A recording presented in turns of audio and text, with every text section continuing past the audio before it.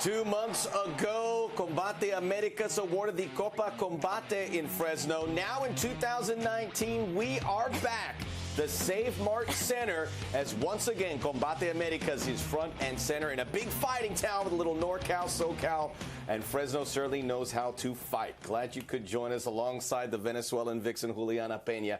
I am Max Bretos, and certainly there's a lot of good fights here, including our main event. It is Mexico versus the U.S. It is the Rooster versus the Shark. It is Anthony Avila versus Pablo Sabori. And for Anthony Avila, he says he's coming off the best year of his life in 2018. He hopes 2019 can be much the same. Anthony Avila is a longtime vet in California. He trains with the toughest team around, Team Alpha Male. Look for this guy to be pressuring. He's going to bait Pablo Sabori, and you got to watch out for that neck because those guys at Team Alpha Male, they are great on the guillotine, and once they get a hold of that neck, it's over. From Sacktown, and a big opportunity to set the table for Avila in 2019 to go even bigger and better. But first things first, he has to get by the Rooster. Last time we saw him was Fresno. He was victorious. His defeats, though, he loses to the best in the business. Best in the business. Guys like Levi Marroquin and Alejandro Flores, who fought for the Copa Combate. So these guys are no slouches. Pablo Sabori took this fight the second that we called him up. He was wanting to avenge the loss for his teammate, and when he gains confidence, he's a dangerous fighter. Look for him to pressure and look for the knockout. And that is it. And Pablo Sabori with a huge opportunity to certainly set things up for the rest of the year if he can get by the Shark tonight. The co-main event, and this is a fight a lot of people are talking about. One of the big names in women's MMA, ZOILA Frausto, she said she had to get away from MMA. She was still in combat sports, in Muay Thai and kickboxing, winning everything in sight. Now she's back, and she wants to make it worth her while and fall in love once again. Yeah, ZOILA Frausto obviously left for about 3 years. She went to her main love, kickboxing, but she is back here tonight. And again, she jumped at the opportunity for this fight because her little sister took a loss to her opponent, and she wants to get in there and avenge the loss for her little sister. And she's a vet. She's been in the game for 10 years or more. I remember her being a fighter when I first started and contacting her way back in the day to try to get some tips and stuff. So. Yeah. ZOILA Frausto is definitely dangerous. And it's all about opportunity. And there's nothing bigger in an opportunity to beat a big name. And Jamie Nuetta has that opportunity if she can beat the Warrior Princess tonight. Jamie Nuetta is dangerous. She's going to come out slugging. And I know that she was having some troubles in the fight with ZOILA's little sister before, but now she's got everything on point, and she says, I don't care what your name is, I'm going to walk right through you, and I'm going to get that win, and I'm going to get my hand raised tonight. She beat little sister before. This time it's big sister in Frausto, and everyone's certainly talking about ZOILA Frausto, and we're going to be getting to that very shortly, but let's get this card underway, and it begins with Marcus Gaines and OZZIE Alvarez. Fought for so long, you know, using my veteran skills, using my reach and my speed, you know, I think I have a big advantage because he's a shorter guy. So sticking that jab in his face is going to do some good. You know, athleticism is going to play a part in it. I know he's fit, but yeah, I have confidence in my abilities, and I think that's going to play a big part in the outcome of this fight. Confidence. You know, I don't know him, but he looks ready. He looks like a stud. He looks like he's ready to go. So, you know, it's going to be something ready. He's tall. I know his background. He's an experienced fighter. It'll be an exciting fight. We're both taking it on short notice. And, yeah, just ready to cowboy up and scrap. Live from the Save Mart Center, esto es Combate Americas. Mexico versus USA. Fresno, California. Lupe, it's time to get ruthless. Introduce him first in the blue corner with a professional record of 15 wins, 29 losses and 1 draw. Con el récord de 15 victorias, 29 derrotas y un empate. His official weight, 183.4 pounds, con un peso oficial de 183.4 libras. Wearing the black trunks con los calzoncillos negros de Sacramento, California. Please welcome Marcus Gaines. And now his opponent in the red corner, with a record of 8 wins, 5 losses, and 0 draws. His official weight was 185 3/4. Wearing the blue trunks con los calzoncillos azules from Sacramento, California. Please welcome OZZIE, the Outlaw Alvarez.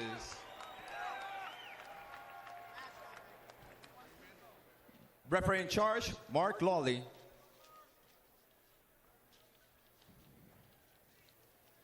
All right, fighters, we've gone over the rules in the back. Protect yourself at all times. Follow my instructions at all times. Touch gloves and let's have a good, clean fight. A good, clean fight. And Juliana, as we look at the tail of the tape, it is a 3-inch height advantage for Gaines and a 7-inch reach edge.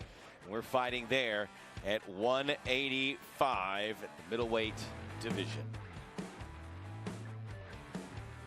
Juliana, you said expect fireworks in the first round. Guys who've taken this fight on short notice.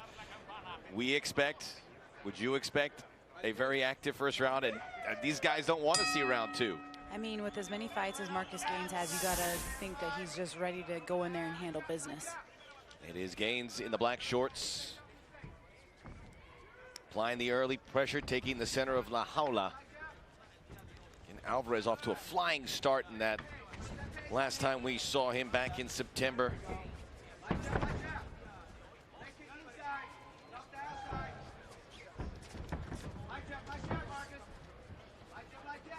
Gaines stalking, pumping up that jab, trying to get Alvarez to bite. Coming down low, Alvarez going for that body shot, changing the levels as his Gaines, who hits and withdraws. Nice teep kick from Alvarez. Alvarez, the southpaw, goes for the single leg. Goes for the single, trying to pull that single leg out, but Gaines does a good job defending. Grabs that underhook. See, Gaines, who spent a long time as a boxer. Nice ankle pick for Gaines, looking for his own takedown. So single leg. Going for a single leg with his head on the outside. He's in danger there. He's getting in a head and arm guillotine by Alvarez. It's not where he wants to be. He's going for that underhook, Alvarez, as he's trying to prevent any action. Now he's trying kind of with that guillotine choke at the top. You don't want to burn your arms out either. Kind of in between two places here is Alvarez. And that arm is starting to find its way underneath Gaines's neck. And Gaines's head is kind of pointing downwards towards the canvas. His head needs to be looking up at the lights if he wants to get out of that threat of guillotine, and if he wants to complete that double leg takedown. He's pulled out of the choke and now trying to get vertical against Alvarez as they both fire rodillas into each other. Nice shot by Alvarez on the way from pummeling on that whizzer. Marcus Gaines, one of the San Francisco-based gyms at the Dragon House. You heard he's from Sacramento. Sacramento's such a wonderful fighting town. It's provided so many fighters and so many gyms as well. Under 3 to go here in this opening round. Alvarez has good head pressure. Even though he's up against the jaula, he's got great head pressure on Gaines. And we'll see again, the cardio you would imagine is going to be an issue because of the short notice. Both these guys squeezing it out. We know Marcus Gaines likes to come out swinging. He is thrown, but nothing from long range. Nice knees from both fighters.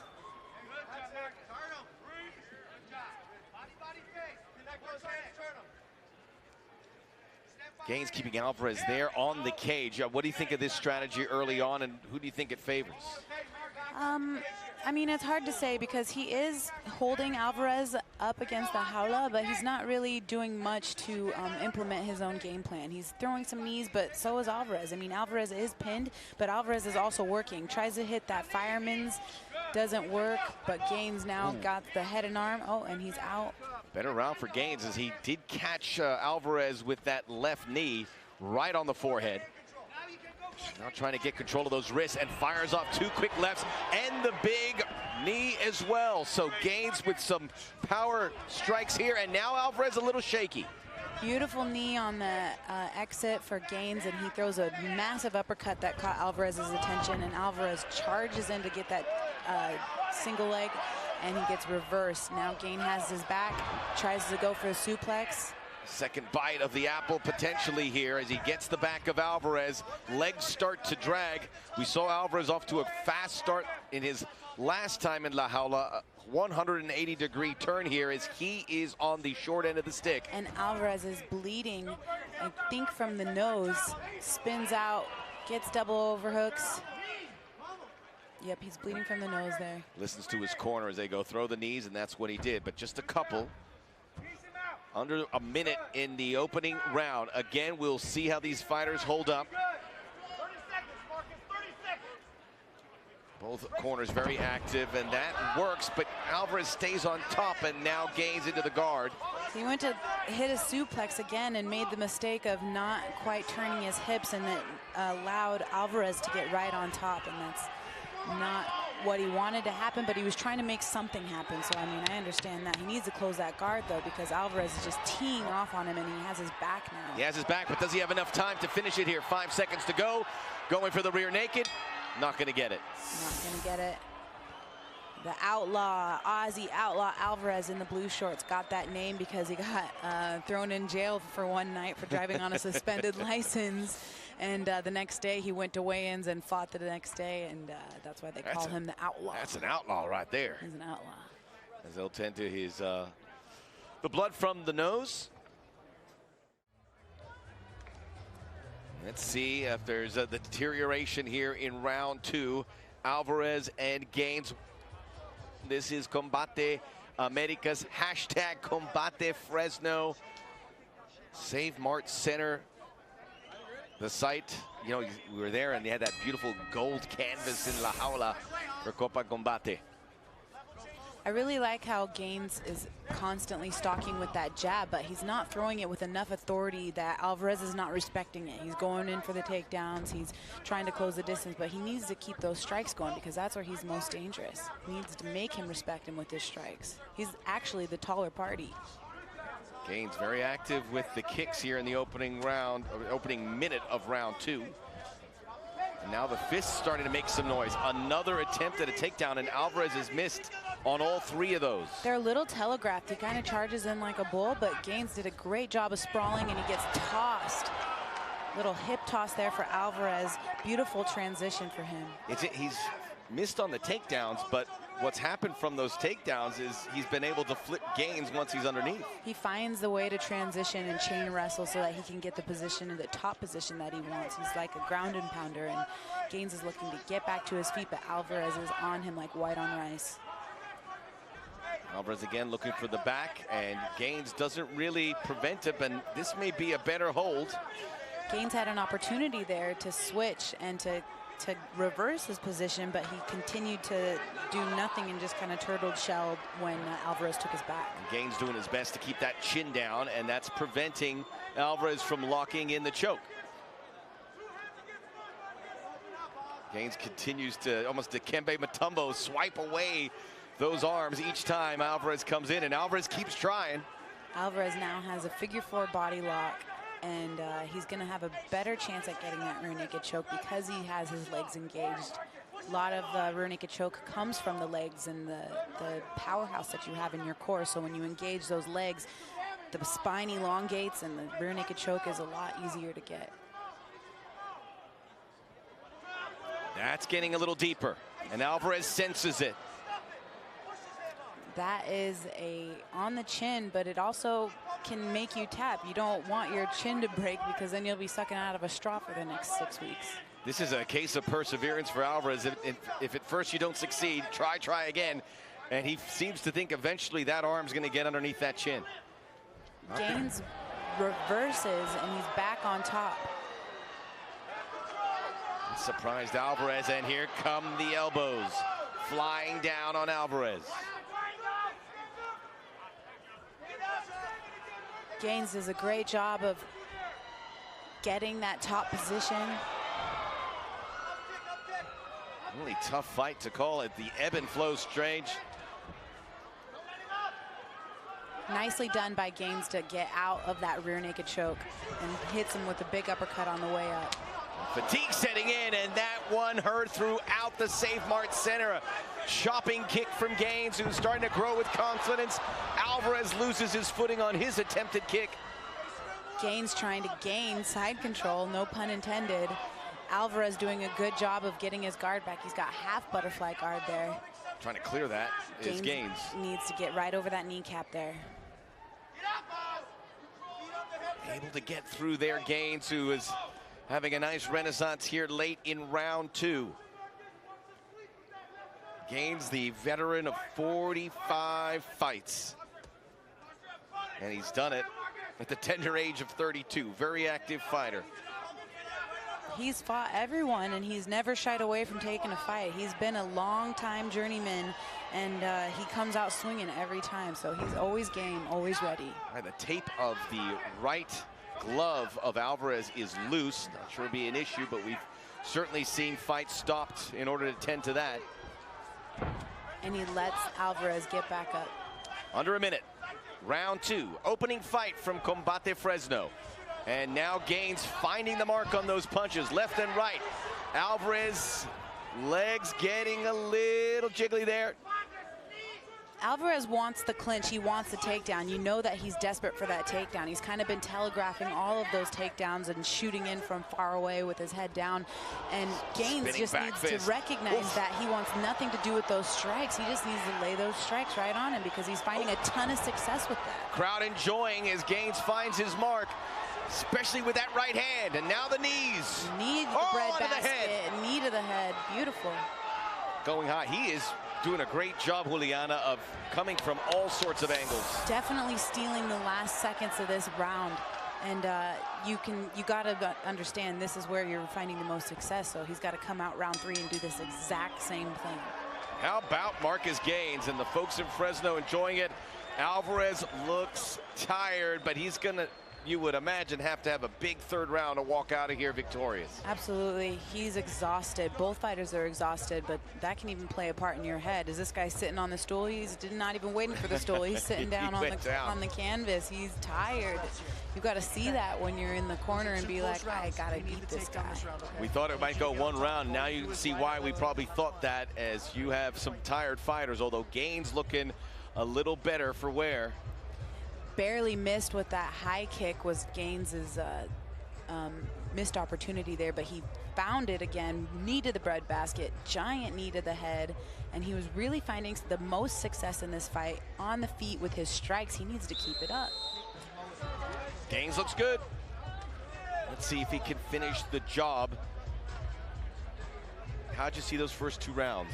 Oh, the first round was definitely hard to score. Second round, Gaines for sure. All right, so the mystery of the first round, and certainly Alvarez hopes that he was able to impress the judges there. Coming down to this, round 3 in Fresno.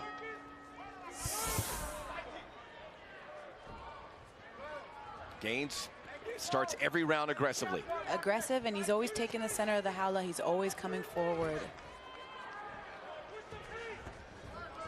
We expect to see Alvarez a little more aggressive here, knowing what happened in round 2. Alvarez has to hide his takedown behind his strikes. He needs to strike to get into that clinch in order to get a successful takedown. Take him down, stay on top, and beat him into mashed potatoes if he can. He's been 0 for 3 on takedown attempts. He finds a way to turn it around, though, so maybe he can do it again. Gaines, you can see the boxer coming out. There's the takedown attempt, and he's successful this time, and going double leg. So much momentum on that takedown that Gaines trying to get back to his feet, pinned up against the jaula. Alvarez needs to take those shoulder blades off of the jaula because he has that wall as support so that he can stand back up. He needs to get behind those shoulder blades and turn him off of the jaula. Trying to work that leg and get on his back, and he's done it. Again, he goes for the choke. The takedowns and the rear naked attempts have come up empty, but Alvarez feels at some point they're going to bear some fruit. Maybe this is the time. Yeah, and you know, he's turtling up so well, and he's not really opening up so much that you can't really get that rear naked choke. You got to beat it out of him. Start using your strikes. Now he's going to get the leg control. Gaines not giving him an inch. Gaines really needs to clear those hooks off, but before he can do that, he needs to get his back, both shoulder blades on the jaula canvas.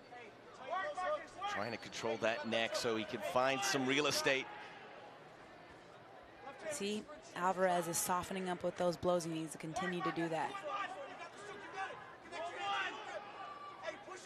Gaines very good with his hands to keep those arms of Alvarez at bay. Under 3 to go here in the final round of our opening matchup here in Combate Fresno. Gaines is trying to fight those feet, and he does, and he's back on top. Beautiful job, nice transition for Marcus Gaines. Oh, now Gaines throwing a couple punches along the way. And he doesn't have that much time to seal the deal. He's kind of got a half can opener there. We were wondering about the fitness, but Gaines looks like he's got wind in the sails. He does.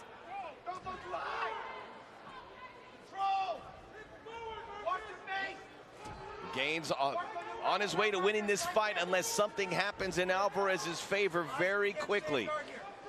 Big elbows from Marcus Gaines. Beautiful job. Continuing to work with the ground and pound.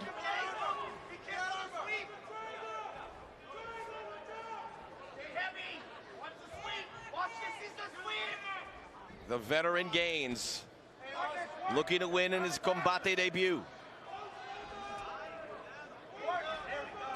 Get that guard all over the shop for Alvarez. He is just hanging on for survival, and hopefully he could do something in his last 90 seconds. Yeah, Marcus needs to pass. His guard is wide open. Happy to just hammer down with those fists in the meantime, and his face clean as a result. Marcus can pin that knee down and go straight up through the center and past that guard of Alvarez, but he's content to just try to ground and pound him from where he's at. And it's out, and Gaines lets him. Yep, Gaines lets him. Alvarez back to his feet. He just waited for him to come up, and he caught him, and now follows up with the fists. The ball is in Alvarez's court. Needs to do something here. Alvarez shook his head no. There's nothing behind those punches, though. Ooh, nice big head kick from Gaines, and he's taken down because of it. So 2 successful takedowns here for Alvarez in round 3. That will do nothing but help him in the scorecards. Goes back from behind to try and get that choke. He almost had a reverse triangle there, but didn't quite finish it, and now he got reversed, and Alvarez with the back once again. Maybe he can finish this rear naked choke this time. Well, battle of attrition. Eventually he hopes it's going to work, but now time is not on his side. Gaines continues to block. Gaines doing a good job of hand fighting, not letting Alvarez ever get that choke completely in. Left arm, right arm. It's not going to lock in. It's that jigsaw puzzle missing that final piece. 10 seconds, final flurry of punches. Gaines is throwing his own punches. He don't care about that rear naked choke, and he reverses back on top like he's done it every single time. Gaines exchanges some words and picks him up, and Alvarez doing the smart thing, raising his arms. I don't know if there was enough there, Juliana, but close enough for Alvarez to have a sniff here, you would imagine. I mean, I think so, but it's a good thing that we're the announcers and not the judges, because that's not a job I envy. I think Alvarez has a claim here in the 3rd round. I mean, he was active. Yeah, I think it is all going to depend on who they think won that 1st round, because it was so close. I think you're 100% spot on, and we will find out. This looks to be close on the scorecards in our opening fight here in Combate Americas. Patron! Let's take a look at the highlights. Big knee, both fighters exchanging knees in the clinch up against the jaula. Big strikes, left uppercut and left hook for Gaines. He kept getting his back taken, however. This is an example of him getting his back taken, but he did find a way to reverse. Big head kick for Gaines, big huge knees to the head for Alvarez. Here in round 3, we got some nice uppercuts, left hooks, and again, he gets his back taken, but also finds a way to get back on top again every single time. All right, big spot for these 2 fighters to see if they can remain in the ascension. Both corners look pretty optimistic, but there's only going to be one that's smiling at the end.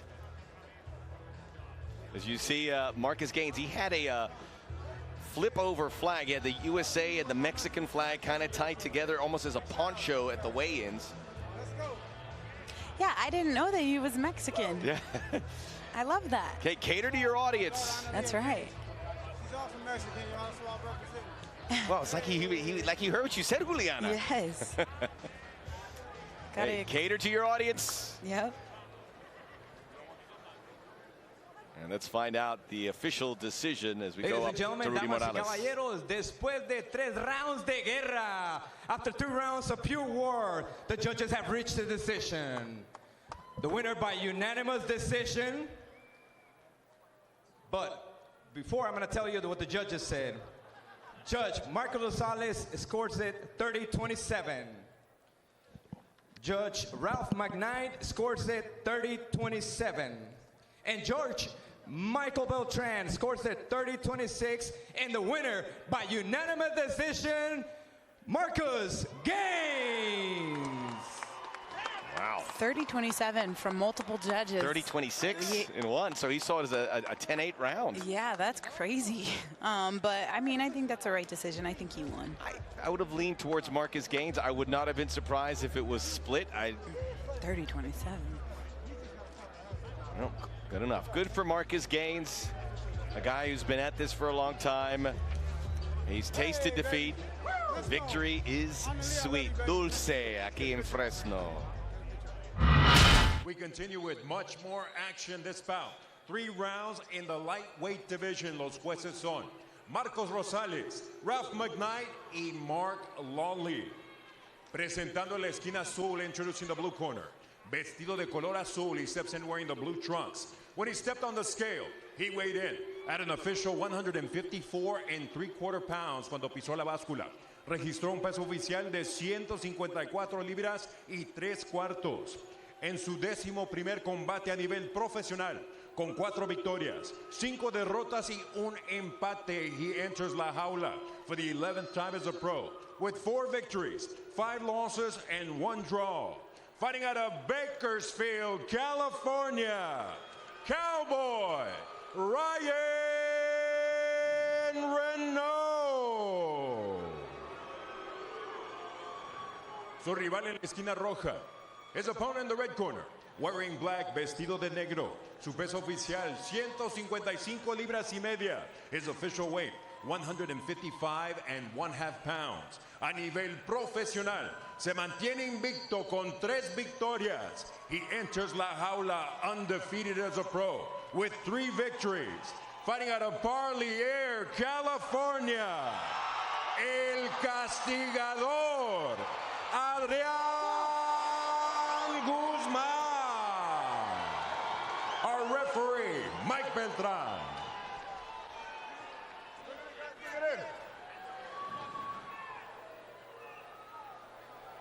All right, don't bend over the rules already. Protect yourself at all times. Obey my commands at all times. Touch gloves now if you want.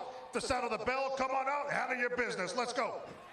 The voice of Mike Beltran, you gotta love it as we go to the tail of the tape. And Guzman has youth on his side, but he has a 1-inch height advantage, a 1-inch reach advantage. We're at the lightweight. As you can see, Guzman cutting it close, but making weight, 155.6. Yep. And without a doubt, the biggest pop of the night is Parlier, California. Scream for me. They came in numbers to cheer on their guy. Let's see if he can help them leave happy. It is Reneau in the blue USA shorts. Get a lot of Central California, Bakersfield, the Fresno area for Guzman. It will be at Stockton down the road, perhaps. It's a big fighting town. It's incredible stuff that we have on tap. And this part of the country, as good as any when it comes to fighting. Guzman, you can see, is trying to get a feel for Reneau, but if you notice, Reneau will switch from southpaw to orthodox, and that comes from that Taekwondo base that he's been doing since he was a kid. As we saw there, 13 years in Taekwondo, and we know that is a martial art that is growing with steam here in the MMA community. It's becoming a real player, and fighters are finding success with that as their background. Giant elbow that barely misses, just grazes the top of Guzman's head, but if that would have landed, that would have been dangerous and possibly big mouthpiece giant is out. cut. I believe of Reneau's, it came out as Guzman closed in. Reneau with a precision on his strikes. He's going to stop it, Mike Beltran, and Stay where you're at. Put it in your mouth. Your mouthpiece. it was Guzman's mouthpiece. All right, let's go. Fight. Made it crystal clear. Mike Beltran is just one of the best in the games as far as referees concerned, and with a little right hook there at the separation for Guzman. Cracking right kick. See, and from here's the Reneau. problem. Wrestler versus striker. Guzman ate that kick like nothing and went straight into the clinch and looking for the takedown. So you got to be careful if you're Reneau throwing those kicks like that, because it leaves you susceptible to getting taken down. And that's exactly the ground that Guzman wants to cover. This is his domain. A great elbow. takedown defense by Ryan Cowboy Reneau. Defended that beautifully. He threw that body kick, made Reneau eat it, but he's back into the center of the jaula, and he's looking to get those precision strikes off once again. Hey, glad you could join us. Oh, that one caught the chin. Beautiful left hook. And again, 2 out of 3 making contact, both with that left jab. Now the right comes in. Oh, big sweeping machete punch. Oh, but he caught Guzman, Reneau. Giant knee, working on that front head draw. Has a gable grip sucked up. Yeah. Looked like he almost wanted to go to Darce there. They are swinging for the fences here, Reneau and Guzman. Now Guzman with his foot on the pedal. And Reneau with the granite chin. He's been taking those shots right on the chin and still standing. Beautifully done. Nice takedown defense by Reneau. He's the striker here, but the defense showing that he's got some wherewithal when it comes to the ground game. Reneau with the giant underhook that gets him off of the jaula. Missed wildly there, feints with the kick. Guzman closes in. That's where he wants to be. Big knee. Guzman with the giant knee, returning the favor. Oh, and Reneau tried for a second one, but Got a lost single his leg. footing and got his single leg takedown. Beautiful. Very well executed by Reneau as he looks to take the back. He sees an opening. He's a striker, but it looks like he's going to take the opportunity to hang on him and try to get a hook in if he can. You don't know. You hear about these fighters. Yeah, he wants to keep it on the ground, but Reneau looks pretty good when it gets to this position. Now he's lucking it in. That's solid, and I like to say no hook. Oh, and there Guzman just able to wiggle out. Oh, he's like saying he might be. Bulldog choke. He wants to take a look. He says to Beltran to take a closer look. Slipping out is Guzman. Didn't have it as tight as he thought. And there's a big knee and another. Another knee. Oh, the left hook. And Reneau looks like he's out. Good night. It's a guillotine right there. Yeah, nope, doesn't have it. Good execution, at least from the beginning. Close quarters. We've seen it all here in this opening round. Reneau doing a good job of making sure that he's not getting caught in anything. Guzman sucks up that guard, closes it up. Guzman fighting from his back.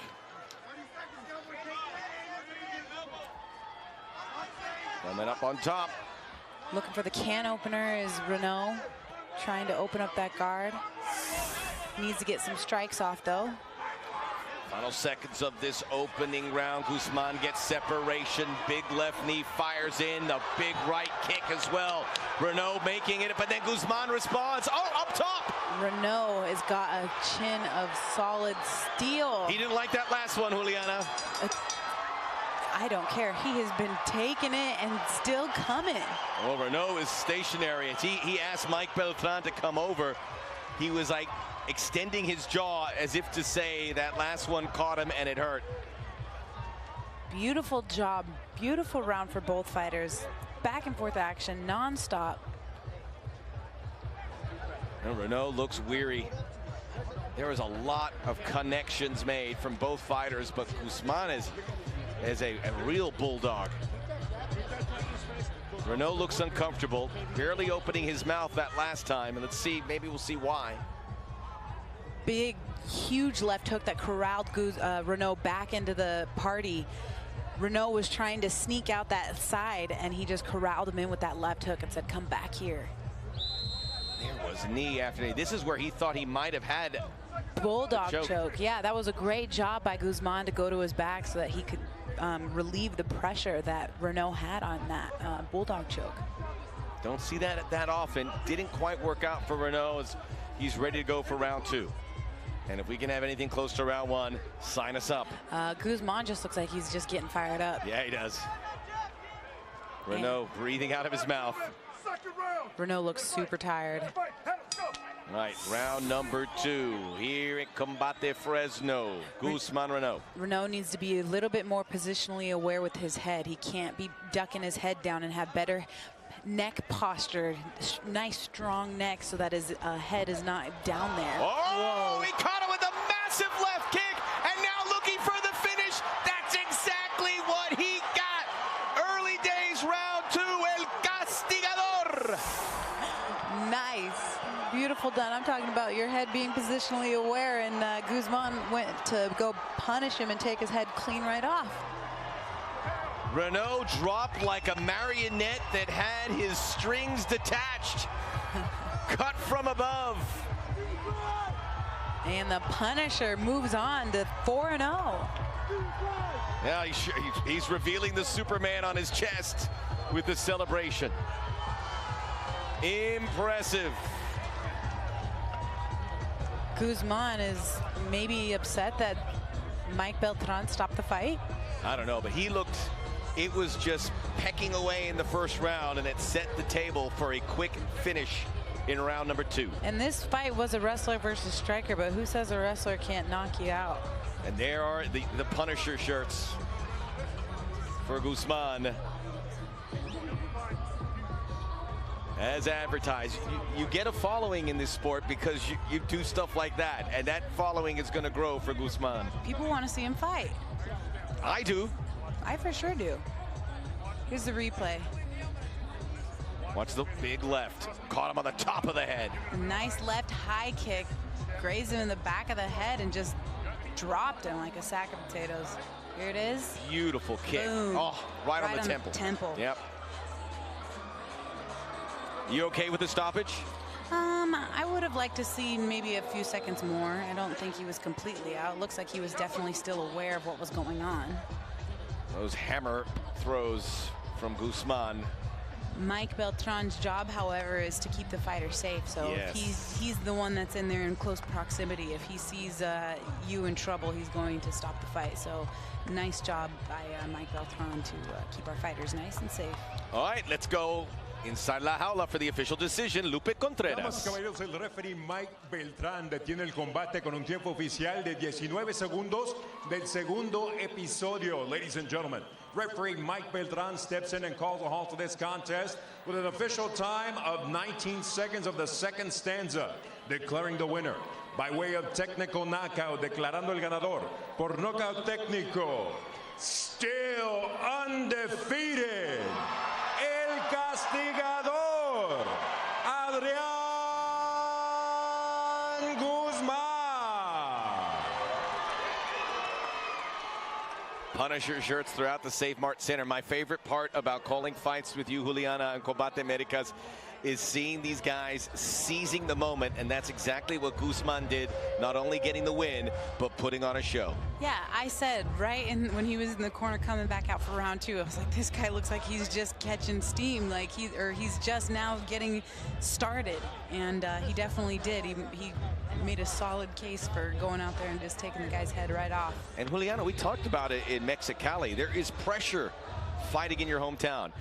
You get tickets for your family and friends, and now you're here fighting, and I gotta win this. We did it all. I gotta make sure that they're cheering for me at the end.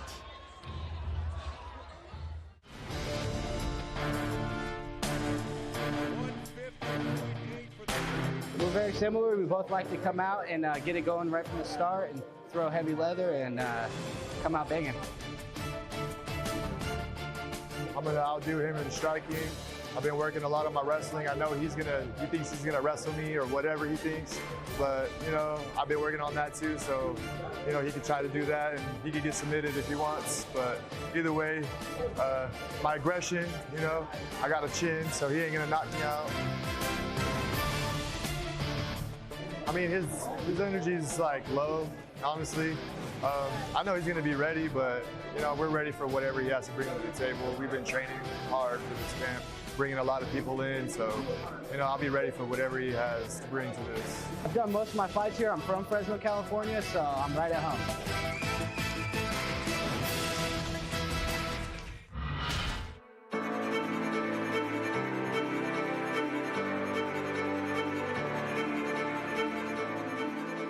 So this is a guy, he talks the talks, got that great look. There he is in a important spot for him at a catch weight, 150 pounds. See, maybe he can flex towards lightweight, or perhaps his best weight is down at 145 at featherweight. A lot of answers to the questions for Horta as he makes his way out inside La Jaula. And we'll see about it. Yep, he is making his Combate Americas debut and knows that this is a great stage for him to showcase his abilities, and he's very excited to be fighting for the promotion. Donning the Mexican and red, white, and blue. 2 flags on his back. He was a running back and a safety in his football days, and I think when we look at all these sports, they all play a part. We talk about learning the martial arts, but there's sports that you can take a bit out of. I think football certainly is one of them to help you in your mixed martial arts career. Aside from MMA, I would say football is definitely the toughest sport out there. You know, yeah? Your guys are going, those guys are going right into a head-on collision every single play. Right. I think football, it sticks out because you can get hit from behind. You can get hit in your blind spot, and I think that's something that certainly plays in to mixed martial artists. We'll see what it does for Horta as he comes in, maybe the biggest spot of his very young career, starting late again after his football and his service with the Naval Academy here at 28 years of age. And thank you for your service, Emilio Horta. And I like his tattoo. It says never accept defeat, so hopefully he has that type of mentality. He'll be looking to avoid that against Stephen Bolinger.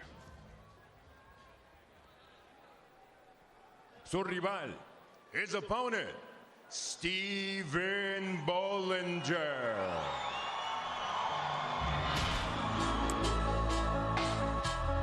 All accounts, Bolinger, a very good amateur, but this is his first fight as a professional. Clovis, California, again, not far from us in Fresno. Does have that Brazilian Jiu-Jitsu purple belt. Stephen Bolinger has a ton of pressure here tonight because a ton of his family and friends are here, and of course he wants that knockout. He's got a lot of that family pressure. He wants to go out there and make a statement, especially with this being his pro debut. We mentioned the purple belt in BJJ, 18 years a wrestler. Now at 27, he's been doing it since he was in diapers, or just about. And now, after a spirited amateur career, looking to start his professional career 1-0. He's a coach, as a volunteer on his free time, and as an amateur, he won 2 lightweight championships. He loves fighting and coaching. That's his passion. And he missed that. Oh, we'll give it back to Lupe first. A un peso pactado de 150 libras, ladies and gentlemen. We continue with much more action. This bout 3 rounds at a catch weight of 150 pounds. Our judges ringside are Marco Rosales, Ralph McKnight, and Mark Lawley. Presentando la esquina azul, introducing the blue corner.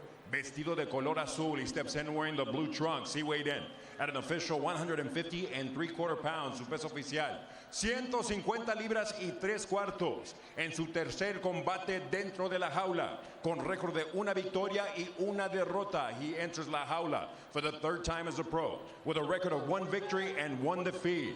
Fighting out of Ridgecrest, California, Emilio Horta.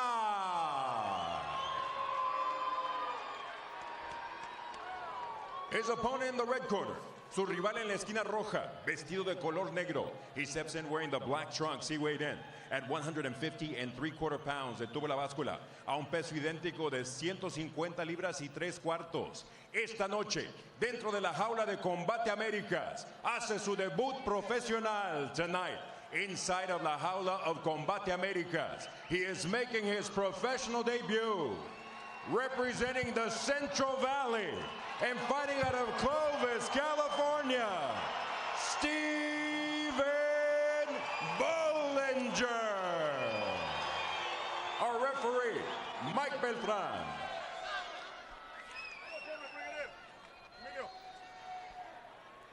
All right, jumping over the rules already. Protect you all time. Protect yourself at all time. Touch gloves now if you want. At the sound of the bell, come on out and handle your business. Let's go. Handle your business. And Bolinger getting a Guzman-esque roar ahead of his introductions as we look at the tail of the tape. Both early in their careers, 27-28, 2-inch height advantage and 1-inch via the reach, favoring Horta. Horta has spent time with the salon with the hair and the beard looking tight. Will it remain that way by the end of this fight? It is Horta in the blue. Horta already with the pressure. Some quick hands. Bolinger looking cool, calm, and collected, and then he throws the first big bomb with that right hand, but it missed. Bolinger nice and springy, ready to attack. Horta tries to get him off of him. Wow, big suplex! Oh my gosh, that was beautiful. Beautiful.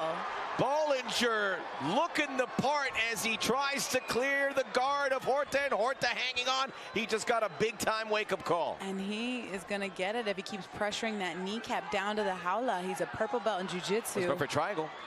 Possibly. He's trying to fit the pieces together.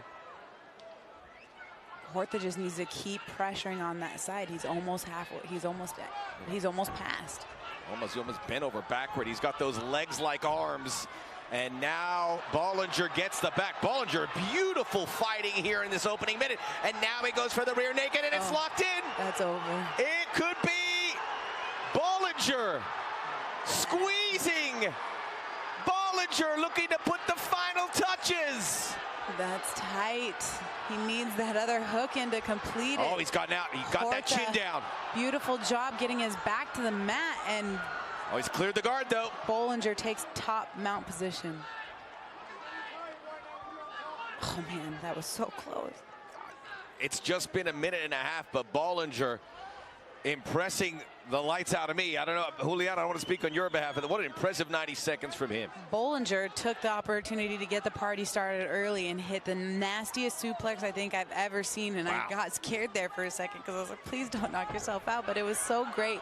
He locked in a rear naked choke and went into mount, but he just got reversed. Let's see what he can do with the purple belt in jiu-jitsu. Oh, but now Horta's stemmed the tide and turned the tables, and he will withdraw Bolinger back to his feet. Oh, he came in and he got a little dizzy, and Horta goes, you like that?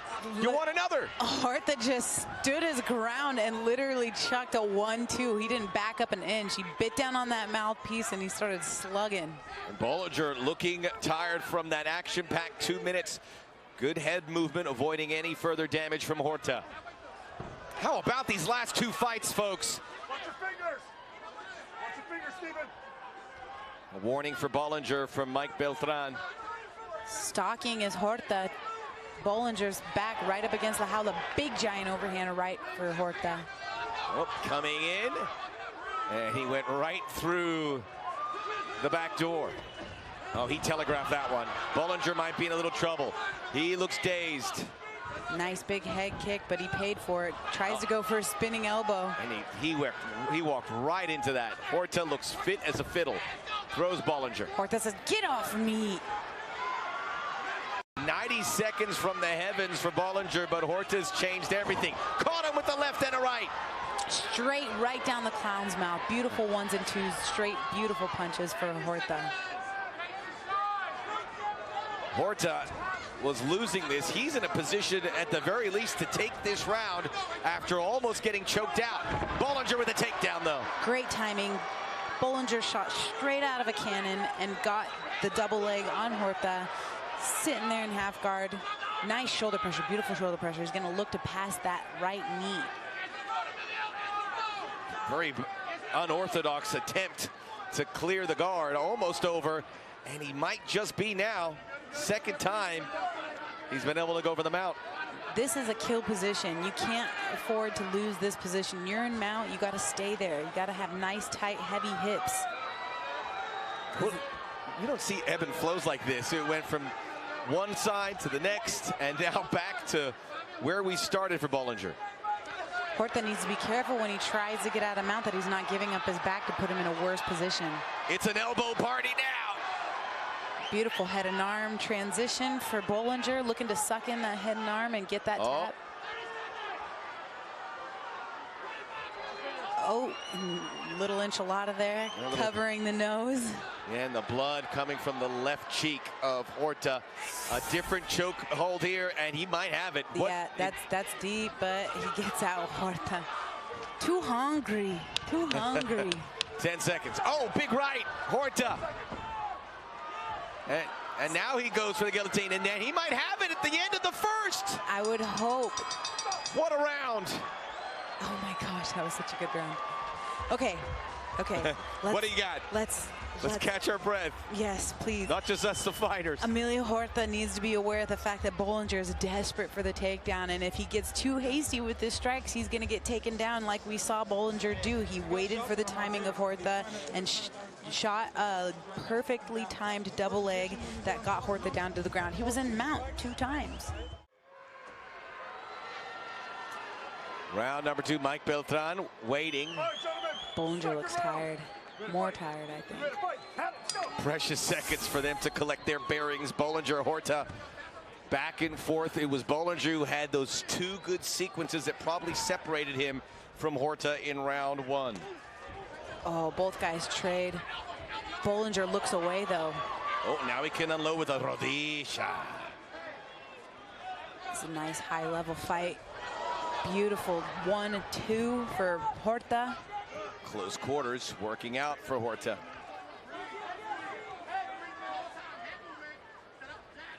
Bolinger showing his craftiness. He gave the middle part of that first round away. Bollinger's clinch game is going to be key here. He needs to find a way to clinch up with Horta where he finds his best chance, and he does a beautiful timed double leg again.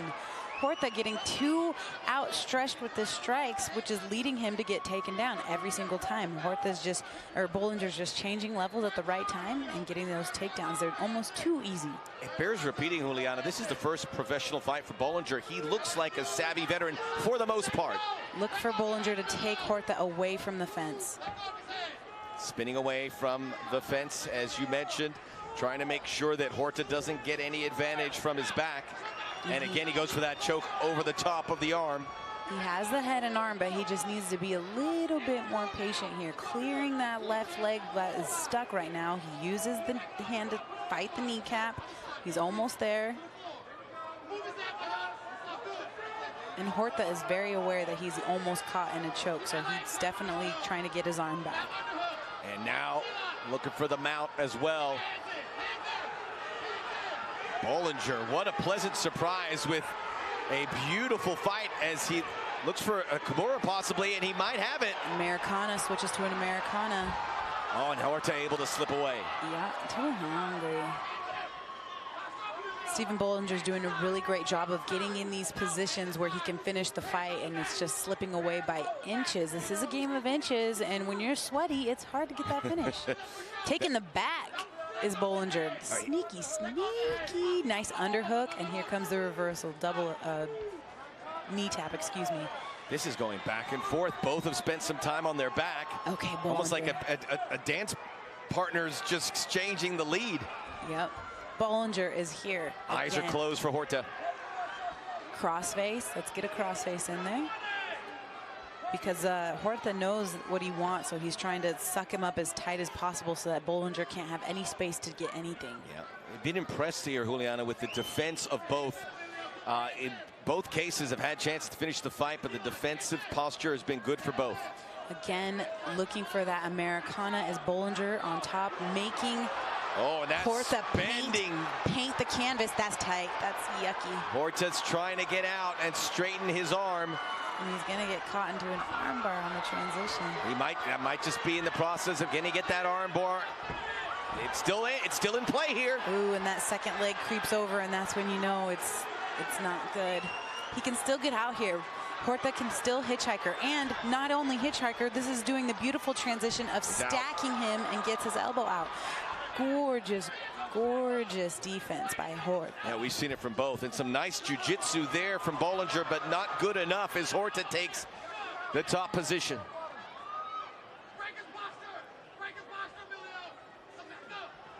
We heard from the corner for Horta, it's to break his posture.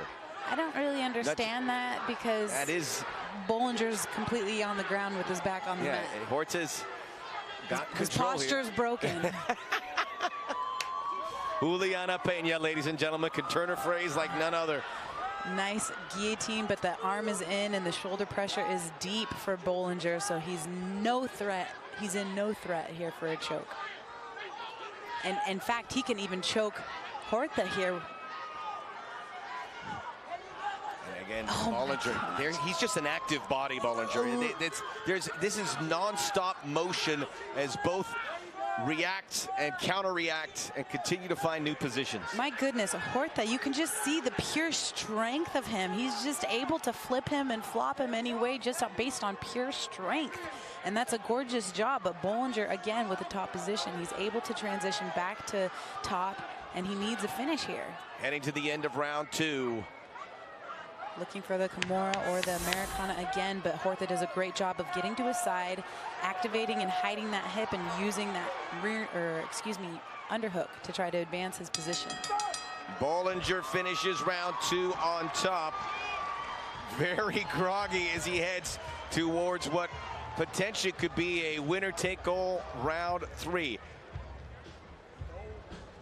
It's hard to say. It's like, I feel Bolinger won that first round, but there was enough Horta moments to give me pause here in both round 1 and round 2. Oh man, I would agree. I love that Bolinger is finding the right moments. He just needs to put it all together now. He's getting the takedowns with ease. He's having the positional moments, but EMILIA, Horta, you got to give it to this guy. He's just so strong. To the highlights. A lot of feints with the hands, and then Bolinger waited and took him down. Nice level change and sucked up that single leg and just transitioned straight into a double leg. Flared that leg and did exactly what he was supposed to do to get the takedown. Elbow just missed by Horta. Hope to see these two guys again down the road in 2019. A beautiful fight here. Contrast in styles, and then there was a merge of styles as well. They're both tired, but they both have that fitness that needs to take them through a big round 3. And Bolinger was supposed to actually fight for Combate in Fresno for the Copa Combate, but his opportunity has finally come. He's here. It's here, ladies and gentlemen. Friday Night Fights, Stephen Bolinger looking to get his first win in his first professional fight. Takes it down again.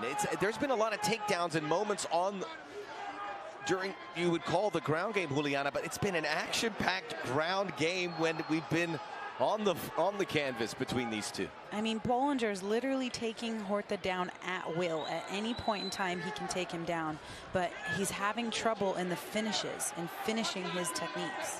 He's not satisfied with just taking them out. He's an active participant on the ground against Horta. You're in that mount position. I would say cross-face, posture up, and let it rain. Get that ground and pound in. Start TKOing and punch a hole through his face. Horta aware of that and holding those arms as he tried to separate. There's that cross-face that I'm looking for. Hopefully he can finish that. Look with the enchilada. He's covering his mouth so that he can't breathe, Horta. Very cagey as Horta almost able to displace him. But it is Bolinger, as you hear Mike Beltran wanting some action here. And it's hard to get that action off because Horta's sucking him up with that gable grip so that he can't tee off on him. But that's why that crossface is so important. He needs to separate himself and gain some distance. Bolinger giving some action and getting that crossface. Bolinger with the crowd on his side as he's got fans from nearby Clovis joining him here in Fresno. This was a big spot for him. Great hips by Bolinger, not getting rolled out of mount. Looking for that key lock, Americana again. Stephen Bolinger looking to finish the job here in Fresno. 3 minutes to go in our final round. has stayed on top of this mount throughout round 3. Yeah, I definitely think he's probably thinking, all right, this is the 3rd time I've mounted you. You're not getting out this time. Almost tried to go for that Americana a 3rd time here. I think Mike Beltran with the second warning, and you wonder if there's not enough. They'll be brought to their feet, and Bolinger knows that, and he'll keep firing away. And that's what I want to see from him. You're in the superior position. Let it rain.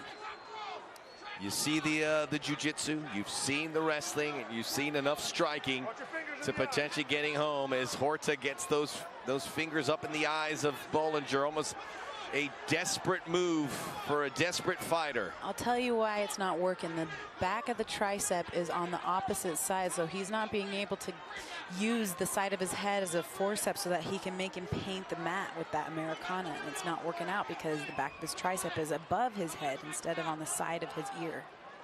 Stephen Bolinger remaining active on top.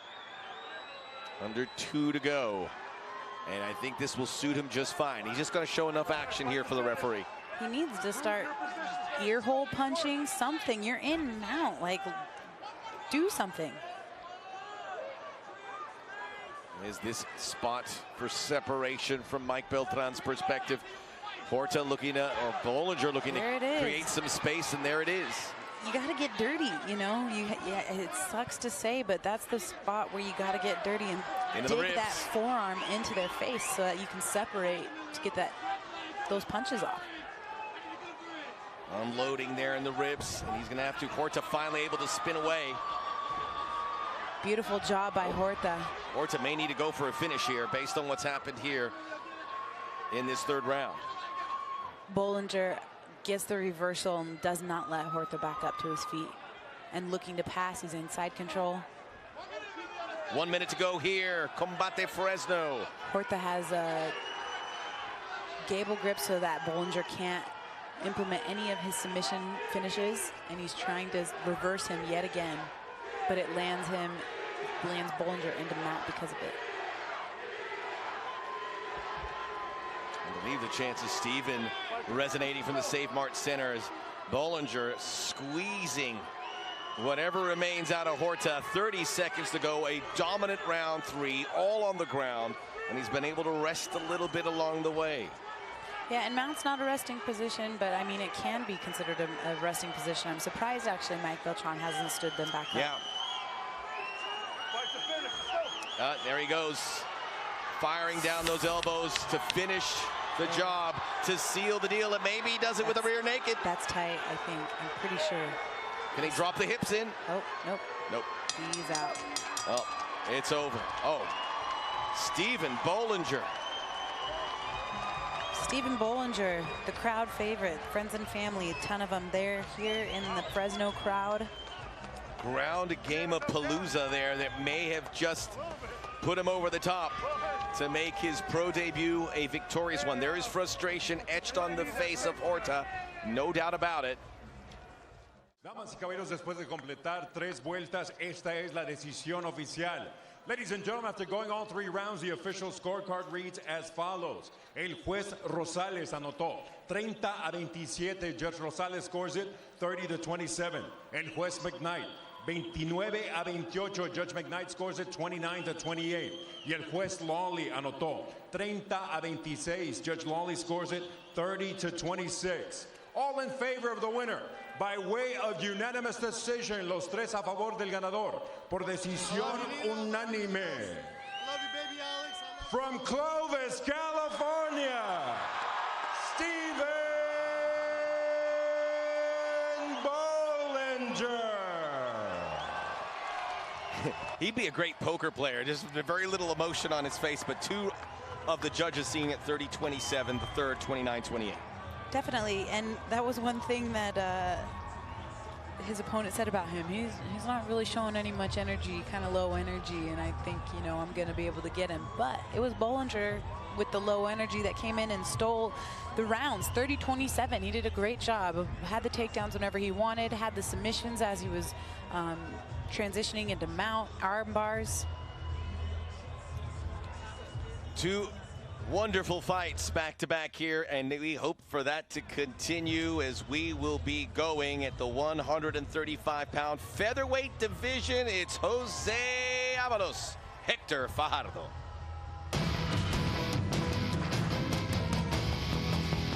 I think my strength to win this fight is to close the gap and make it a grappling match.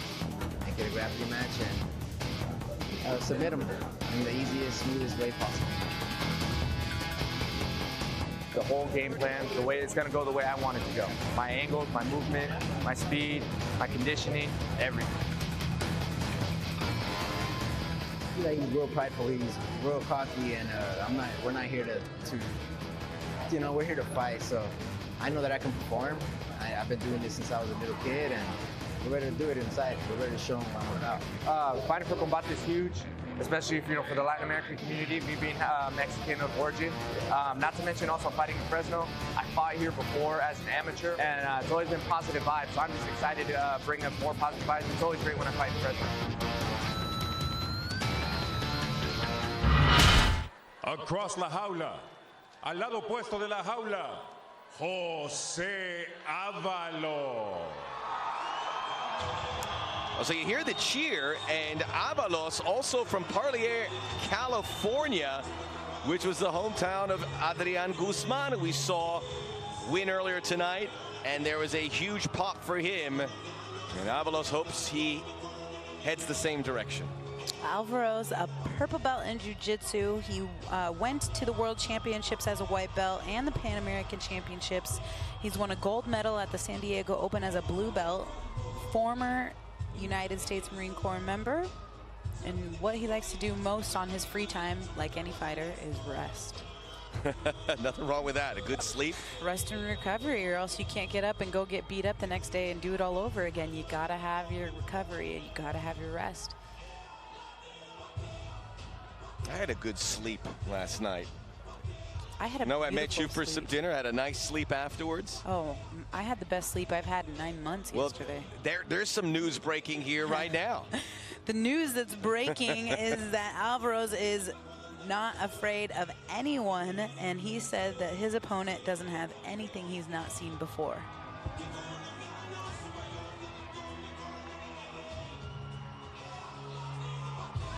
A moment as he enters La Jaula to the delight of his fans who have come up to the Save Mart Center in support.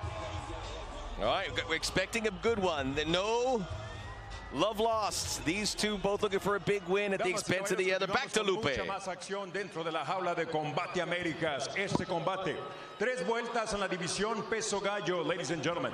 We continue with much more action inside la jaula de Combate Américas. This bout 3 rounds in the bantamweight division.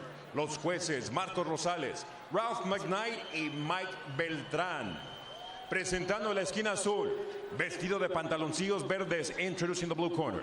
He steps in wearing the green trunks. He weighed in at an official 135.5 pounds. Detuvo la báscula a un peso oficial de 135 libras y media. Entra a la jaula en su segundo combate a nivel profesional con una victoria. He enters la jaula in his second pro bout with a record of 1 victory. Representing Sacramento, California, HECTOR, el matador Fajardo. In the red corner, en la esquina roja, vestido de color azul, he steps in wearing the blue trunks. He weighed in at 135.75 pounds, su peso oficial. 135 libras y 3 cuartos. En su quinto combate a nivel profesional, con récord de 3 victorias y 1 derrota. He enters la jaula for the 5th time as a professional with a record of 3 victories and 1 defeat. Representing Parlier, California, Jose Steelmatic Avalos. Our referee, Mark Lawley.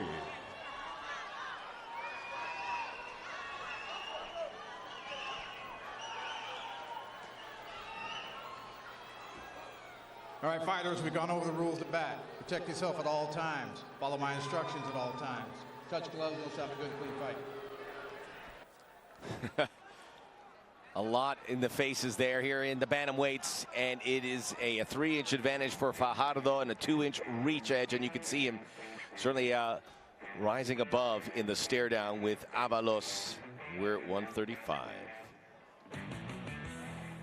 And Fajardo soaking in some of the jeers and the boos from the crowd here that love their local products, and Avalos is one. Round one here in Combate Fresno, and already fist flying. Fajardo in the southpaw stance, green shorts.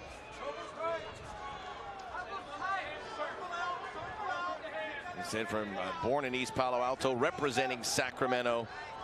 Representing Team Alpha Male, he's got Andre Fili in his corner, who just picked up a win for UFC Phoenix last Sunday. But one of my favorite nicknames in all of MMA, Andre Touchy Fili.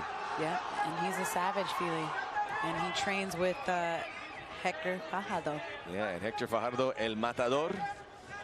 Interesting nickname on the other end. We got Stematic is Jose Avalos' nickname. Big kick from the left. Looked like Avalos blocked most of it as he goes for the takedown. Goes for the takedown, a little too telegraphed, and let's see if he gets it, completes it. Double leg, almost home.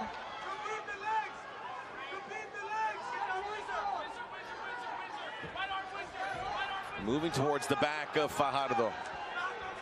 Fajardo needs to get those hips out, fight those hands. Hips out, fight the hands. Again, keeping this, going for the suplex. Fajardo doesn't let him have it. Avalos doing a great job with that body lock. He's not letting Fajardo go anywhere. Looking to get that hook in. But Fajardo is right in front of his corner, listening to everything very intently to what Andre Fili's telling him. Avalos got that back, trying to keep it tight. Fajardo needs hips out, and he's got to fight those hands. He's got to break that gable grip that Avalos has around his waist.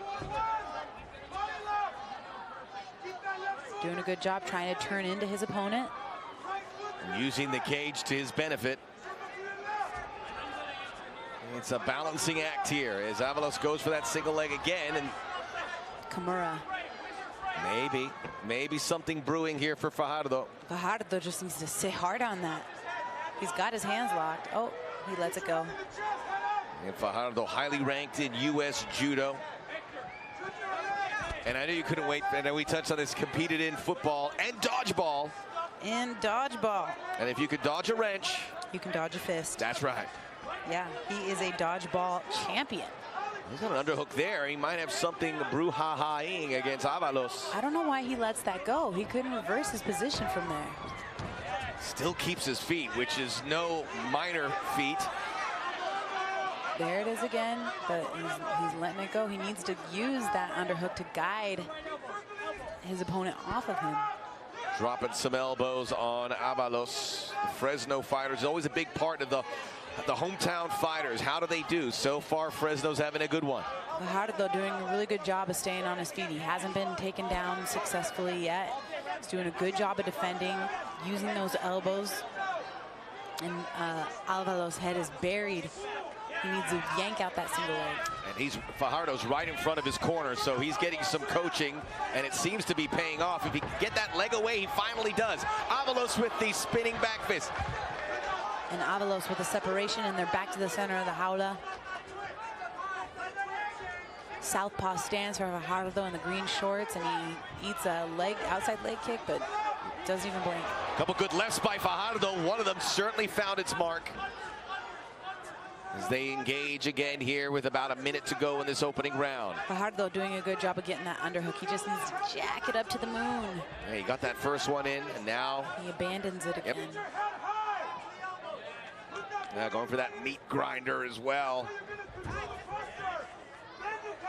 Nice job of staying on his feet as Fajardo. He needs to get that underhook and jack it up to the moon, Alice. Yeah, the most dated reference, Peña. What's going on?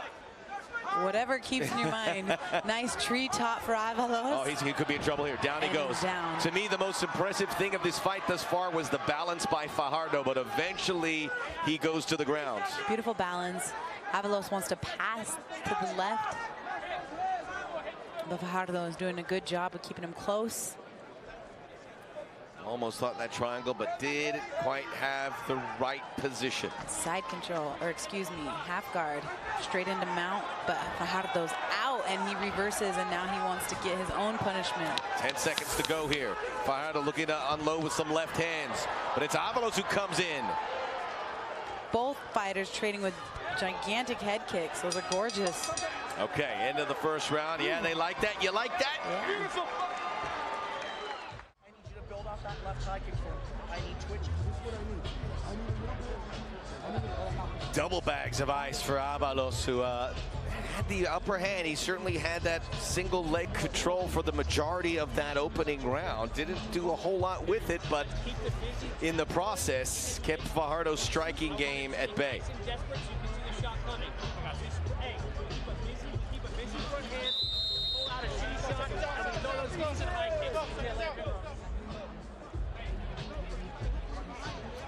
Now everything to fight for here in round number 2.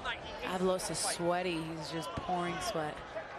And that is the result of hard work. All right, Combate Fresno getting around for round number 2. Hector Fajardo in the green. Jose Avalos in the blue.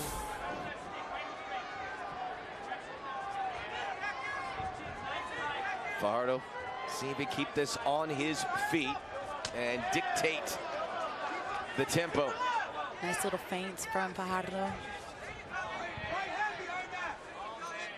Big opportunity for both fighters in the infancy of their Combate careers. See, every time he throws that feint, Avalos bites on it. Follow that feint up with your punches. Well, Avalos kind of ducked out of there without much contact. He's right on his trail mark. Fajardo with a big left, tries to go for a throw. Fajardo really good at digging in and keeping that head down to get his desired result. Wrestler for some time, competed at jiu-jitsu. Fajardo's got a whizzer on one side. He needs to dig that underhook, but he's back out. Takes the center of the jaula. Nicely done by Fajardo. Nice head kick, but it's blocked by Avalos. See if we can go back to the well here as Fajardo retreats for a moment to get a better angle. Avalos looks like he's losing a little steam. Perhaps nothing making contact, but a game of patience here. Big, down, huge takedown. double leg. That was big. Shot right out of a cannon. Avalos looking to pass that guard. Butterfly guard for Fajardo. All the preparation and all the hype in the case of Fajardo. We haven't seen it yet. Give Avalos all the credit to make sure that it remains a mystery. Fajardo is definitely staying busy there. He's punching with elbows, doing everything he can. He's got a triangle locked up. That's deep. That's super deep. That's super deep. Oh, he might have the angle. He's tapped out. The armbar out of nowhere. Triangle armbar. Beautiful transition for Fajardo. And Avalos kind of punched himself right into a submission. Total respect. Avalos had all the momentum, and in a flash, that's what it's all about in mixed martial arts. Everything changes, and what a moment for Fajardo. So cute. Beautiful job. Nice finish. Making a statement in his Combate America's debut. Winner with a triangle choke.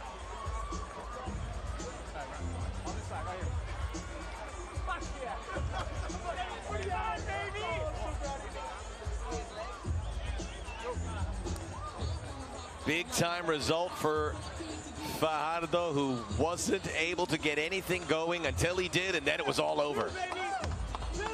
All right. Fajardo the victor. 1-0 in Combate Americas for the official decision. Let's go back inside La Jaula. A little baile for Fajardo. Let's go up to Lupe Contreras.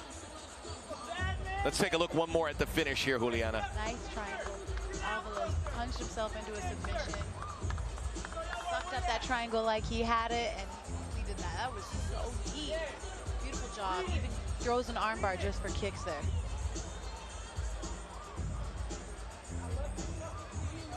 And then really, we didn't even see it develop, and then all of a sudden it's there and it's over.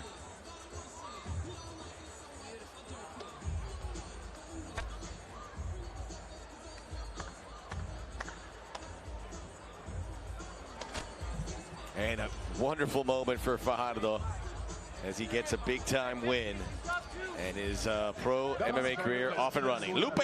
Un triángulo obligando a su rival a darse por vencido con un tiempo oficial de 2 minutos 4 segundos del segundo episodio. Ladies and gentlemen, the blue corner sinks in a triangle, forcing his opponent to tap with an official time of 2 minutes 4 seconds of the second round. Your winner by way of submission, el vencedor por sumisión, el matador, HECTOR Fajardo.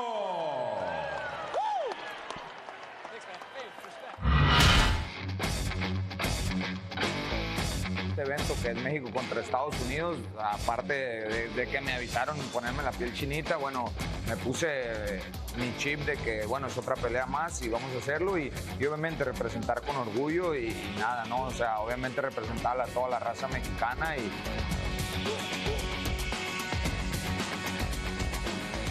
I live in Sacramento. I'm on Team Alpha Male.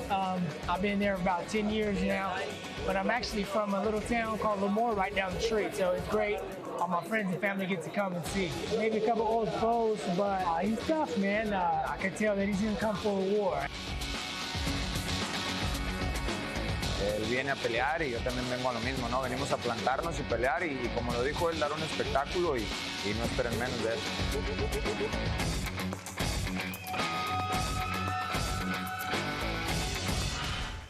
All right, we're ready for the main event, and we have as compelling a co-main event that could be a main event any night. The folks in Fresno are buzzing, anticipating a big-time matchup that we have been building up for the last 2 weeks. El Gallo Negro, the Shark, the Rooster, and the Shark to do battle. Let's take it to Lupe Contreras for the introductions.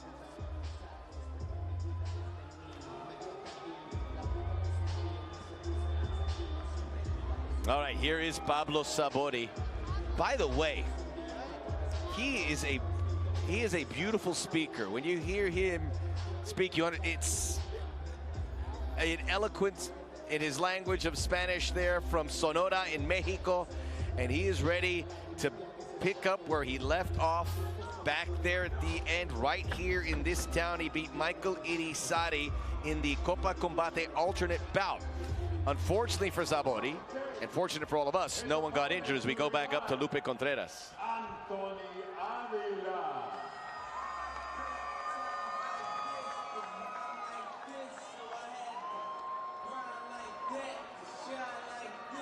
Big-time veteran of the California MMA scene. And this is a guy well-regarded in these parts and throughout California. And if he can piece together some wins here, this is a guy you'll be seeing in many main events in the years ahead. Anthony the Shark Avila. He's dangerous because he's the shark. He wants to bring Pablo Sabori into the water so that he can do what he does best. He is a longtime vet in California, and he has been fighting for a while. 17-5. He's 30 years old. He was a standout wrestler in high school, and he considers combat sports his first true love. Mexican-American, his family supports him unconditionally, and they come to his fights, as you can hear them screaming in the background when he's competing locally. All right, for the introductions to Lupe Contreras inside La Jaula.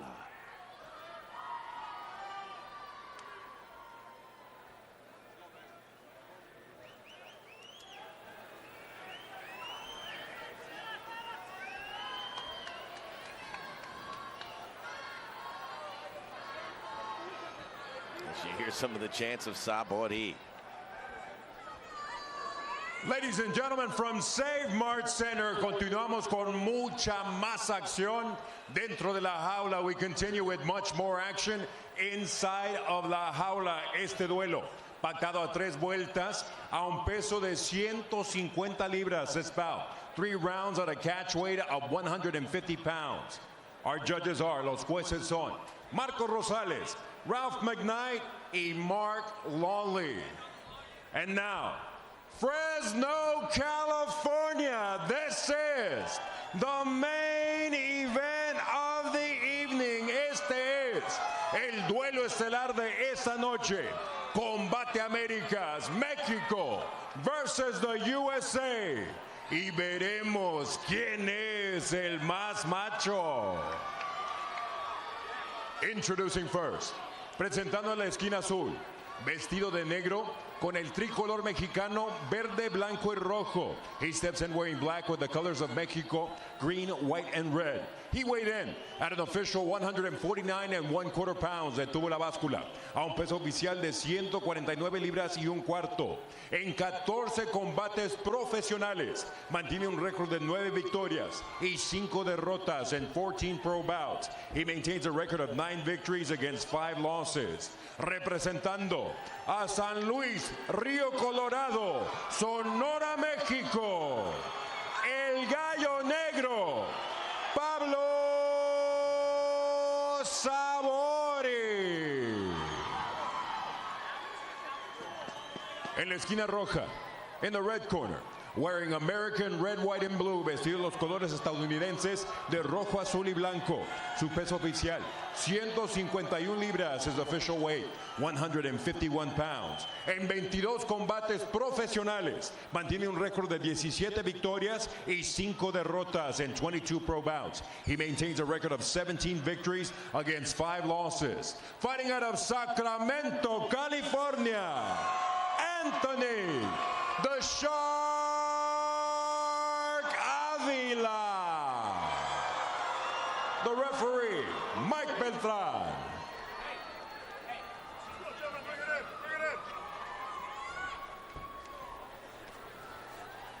All right, John, been over the rules already. Protect yourself at all times. Obey my commands at all times. Touch goes now if you want. The sound of the bell, come on out. Handle your business. Let's go. All right, in the good hands of Mike Beltran as we go to the tail of the tape. Avila, 4 years the senior. Sabori with a 1-inch height advantage, 2 via the reach. We're at a catch weight of 150. And we know Sabori fought it 145, was part of that matchups there at the featherweight Copa Combate tournament. We're underway. We've been looking forward to this. I know you have too. We are live on DAZN. Combate Americas in Fresno. It is Sabori in black. Both fighters coming out in the orthodox stances. Pablo Sabori strikes me as one of my favorite guys in the company because he's always constantly taking the toughest fights that there is, never saying no, and also wanted to avenge a loss of his teammate who lost to Avila. Well, both right legs meeting halfway and blocking each other's, and the left leg of Sabori comes alight shortly thereafter. Mexico versus the United States, the Rooster versus the Shark. Avila, Sabori. Avila being nice and patient, switching stances there, mixing it up. Avila did a nice job to close the clinch. Been training with Team Alpha Male for 10 years. Got Andre Fili in his corner. Just picked up a win with UFC Phoenix last Sunday. Double underhooks for Avila and big time dump from Avila. That was a great, beautiful takedown. My favorite takedown, actually. Avila taking side control. He mentioned he was looking for a big, good 15-minute fight. Sabori said, espectacular. We will provide a spectacular. Nice, heavy hips. Anthony Avila, Pablo Sabori looking to try to get his guard back, but Anthony Avila is kind of sitting on that head where he can try to get a guillotine, which is one of Team Alpha Male's signature moves. Sabori in a bit of a bad spot. He's holding on to that cage with his feet, finally detaches. Ooh, and he gets his guard back. Nicely done by Pablo Sabori. Sabori dropping some elbows. And Avila maintains the guard right in front of his corner. I'm glad you're with us here on DAZN. Max Bretos, Juliana Peña. The main event is here. Big time co-main event. We also have Daniel D. Rodriguez, who is as entertaining as you can find in this sport. Avila's corner is asking him to drag him off of the jaula so that he doesn't have that wall as a as a support. We mentioned how Avila said 2018 the best year of his life. He had some hurdles to clear. He was at one point was wondering if MMA was for him. As Sabori responds, looking for that triangle. Wow, reverse triangle by Pablo Sabori. That was a beautiful transition. Now he's in an arm bar. Oh, and he spins in to more issues here. Sabori reaching up. The joint is just not that correct. Doesn't quite have the connection. No, and he's out. If he can get that elbow out, he'll be good. Oh, and he did the Faber on Anthony Avila. How about Hand that? in the armpit, stood right back up. Beautiful job. Pablo Sabori, game. Sabori has fought some of the toughest at 145. Levi Marroquin. Alejandro Flores. Alejandro Flores. He's fought the who's of who's in the Combate Americas banner. And Pablo Sabori's really finding a lot of success with those leg kicks. You can tell that they're bothering Avila. I want to see if he's going to continue with those. Sabori, who has dealt with injury issues at one point, was supposed to fight Froggy Estrada. Didn't happen. Hoping that is in his past. And hoping a win over Avila, who caught him coming in. Avila with that left. Big left hook for Avila. Mexico versus America here. Sabori's coach has said sees that opponent Avila, who beat Jose Luis Verdugo in Sacramento. Big, oh, that one hurt him. Took a little wind out, and now he's taking that lead leg. Avila in a little bit of trouble. Yeah, I see Sabori having the most success with those leg kicks, taking that table right out from underneath Avila. Yeah, and he knows it. See if he continues to go. Oh, how about that response from Avila? Nice return by Avila. Again. Deep kick.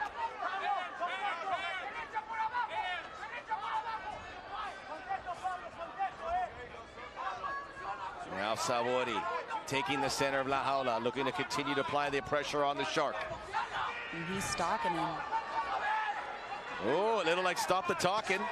Big head kick with the left boot. Oh, and then Avila comes in with that short left hand. And again. It's working. Oh, he's put him out. Avila now. 3 big left hands. It continues. Sabori on Groggy Street. Another one. And oh, the first round ends. Jeez. Avila sending a little business card to Sabori, whose corner and his fans are stunned.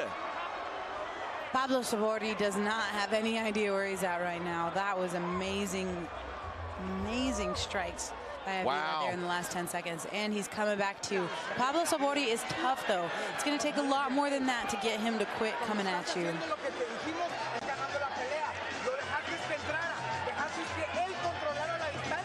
Control the distance. You have to control the distance. Okay. And that's it. There he goes in English and Spanish. Control that distance, and that left hand worked, and he went again, and the third time he dropped Sabori. What a response. Saved by the bell was El Gallo Negro. Pretty intense opening round here in Fresno in our main event.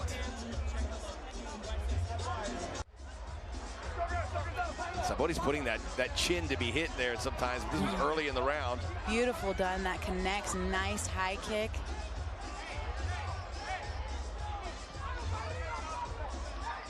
Pablo Sabori getting his second wind. His bearings are coming back.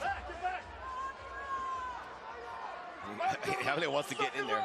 Beltran says, take it back. All right, now we'll get the second round. And the Shark ending the first round with a flurry and flooring his opponent. He's going right back to that game plan. And Sabori not controlling the distance as his corner advised. Well, it's hard when someone's coming at you with gigantic left and right hooks.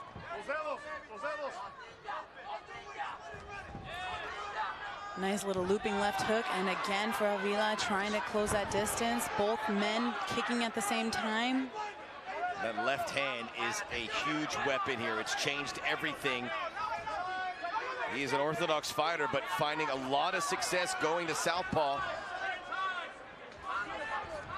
He knows that. He knows that's the moneymaker, and he keeps going Sabori's way, although Sabori flushed that one out. And it lands again with that left hook. Uh-oh, is there a low blow? And Mike Beltran calls a time in the second round. Low kick. Right there. Right there.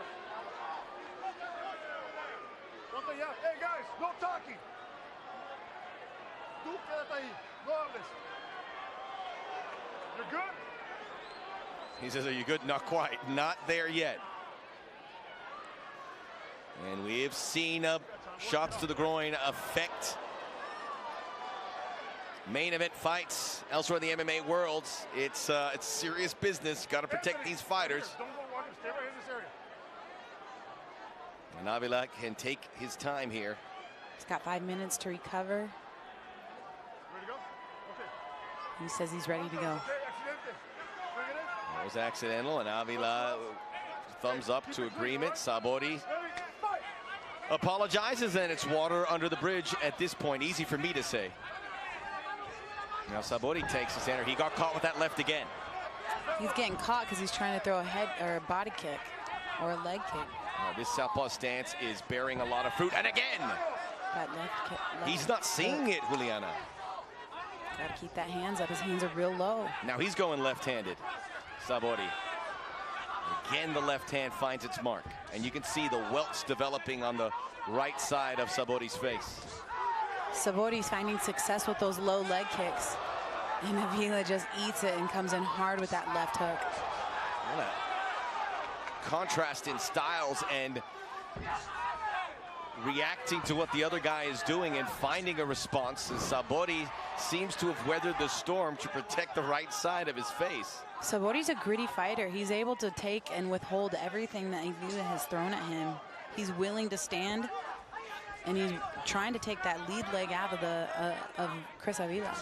Excuse me, Anthony Avila. That left hand, every time Avila throws it, it connects.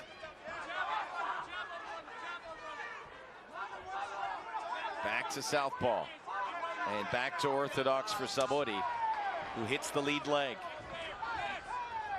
And Avila tagging him. And Sabori just content to just wait there. Nice 1-2.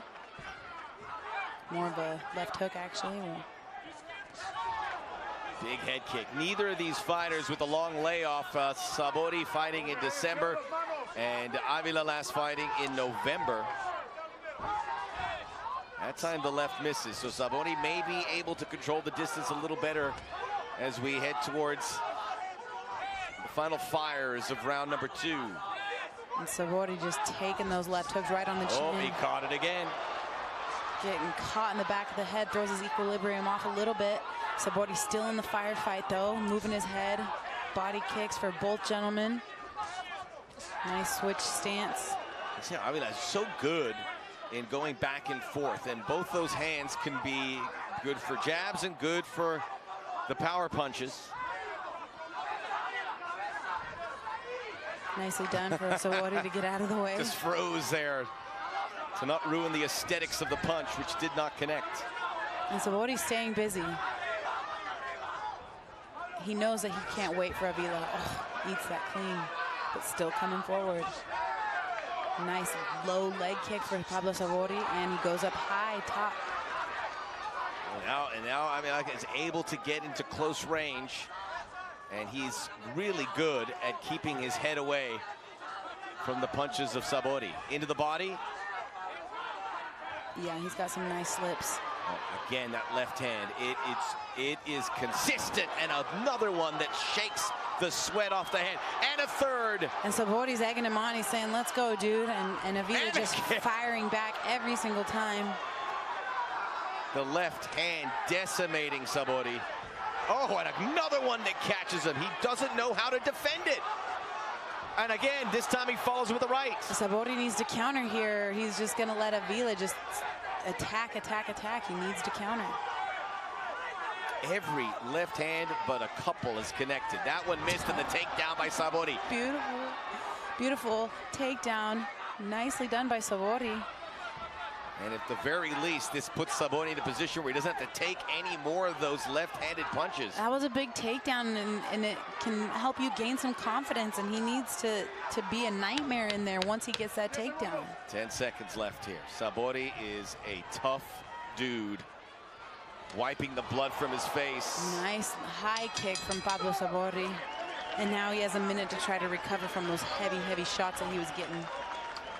It's a great round for Sabori's, Sabori. he looks hurt. I mean, but he's still got plenty of wind left. I mean, he doesn't look tired. It's just the fatigue of getting hit over and over again. Oh, you're going to have to kill him if you want him to stop coming at you. This guy's a nightmare to deal with, especially once he starts to gain that confidence. And this would be there. A gigantic win from Pablo Sabori. If he can win, it would be the biggest win in his career.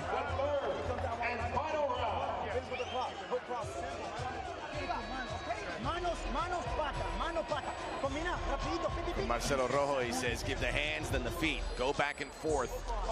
Not hearing a lot about how to protect that left hand, which I would imagine is paramount here. Be a fucking hero, baby. The best 5 minutes you ever fought. Here comes the highlights. All day, all night. Yeah. Everything's working for Avila there. But the fact that he's going to a third round, he expected a 15-minute fight. He knows at any minute it could be over, and we saw that earlier in the evening in the case of Hector Fajardo. Nice respect displayed by both fighters, and Pablo Sabori and Anthony Avila take the center of the jaula. Oh, big, huge uppercut. A couple good power punches by Sabori, and then responds with a high-low with the leg kicks. Oh, that time a right hand shakes Sabori. And Sabori's just willing to bite down on his mouthpiece, stay in the pocket, and trade, and he fires back every time. And he's finding a home for those head kicks. I mean, they're being blocked, but they're still wobbling Avila. Active start to round 3 for Sabori as the blood drips out of his nose from all those left-handed punches prior to this third round.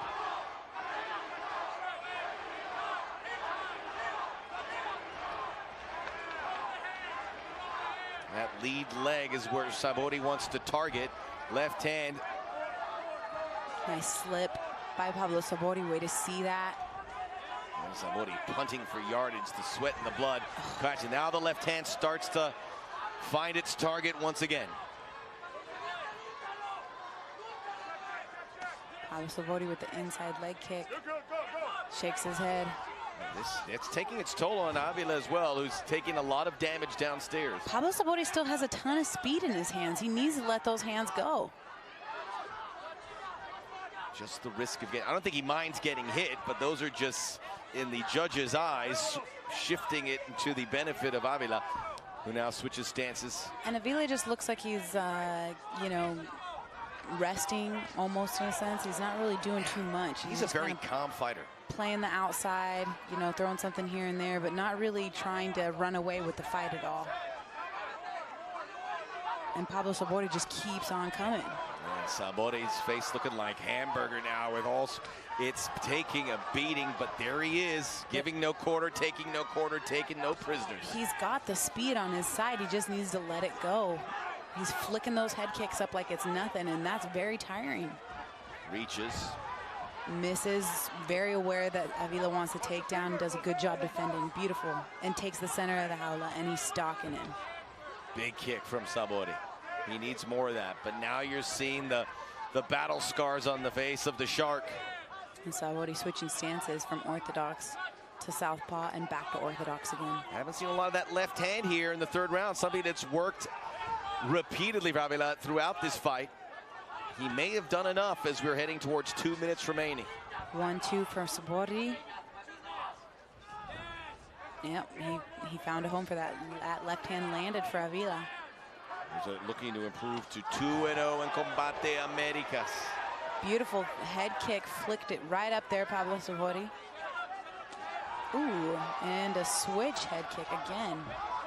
I tend to think Sabori is taking this third round, but he may have lost the first 2, and that's the problem, and he needs to go for the big haymakers. Sabori finding a second win with that left head kick again. On that lead leg taking a beating again. Switches. It must be bothering because he switched there. But can he let that left hand fly? Not yet. Sabori with the blood in his eyes. Still coming though. Great fight. Beautiful fight. Nice big low leg kick for Pablo Sabori. An uppercut. Close quarters. Oh, Sabori's turning the tide. And that's what he needs to do. He has to empty the chamber here with a minute and change to go. Winning this round probably won't be enough. I love the way he flicks that head kick up there. It's effortless. It's beautiful. It's no thought. Trying to unload some knees, something we haven't seen a lot. And he is the taller party, so he's finding a home for that high left kick every single time. Avila has to be hurting here as he tries to keep those legs out of harm's way. Pablo Sabori looking to unload. Just for that one power strike that could turn everything here. Has to keep going, and he is aggressive as anything, and he's unloading now, and Avila in trouble. Sabori, lefts and rights. Stalking him, big knee to the bread basket. Pablo Sabori wants to make a statement here. He's got 20 seconds left to go, third and final round, and he's teeing Here he goes, in his corner right there, Avila. But is there enough time? Avila gives up his back. Sabori looking for a takedown. He's got 10 seconds, big, huge knees. Avila holding on for the result, holding on for dear life. And he's done it. Big final kick into the back. What a fight. Beautiful fight. The question is, did Sabori take round 1 or 2? I don't think so. What about you, Juliana? I think he took 2 and 3. Yeah? Wow. This is going to be a big time decision. It could be. What a warrior. I think he did enough to win. Oh. He was constantly stalking. He was constantly being the aggressor. He wasn't content to just dance around the ring and find the time to recover. He was constantly pressuring, always going high and low. And then the flurry of punches there. Beautiful job by Pablo Sabori. He took everything that Avila had and he ate it for a Scooby snack and kept coming back for more. You're an old soul, Peña. That's why I love you. He wanted some dessert. He wanted some dessert. He wanted seconds. He wanted everything. And those Scooby snacks are delicious, I'm told. All right, what an amazing fitness from Sabori. The frustration there is, did he leave it a little late? Sabori's a true professional. He always comes in on time. He always fights the who's who. He always goes above and beyond, I would say, every single time. Now he's just got to hope he did enough in that second round to sway the judges. As you see, that the nose taking a beating. Both fighters bloodied. And Avila, I just want to say, he's got a left hook hand from hell. Beautiful job. He displayed great technique.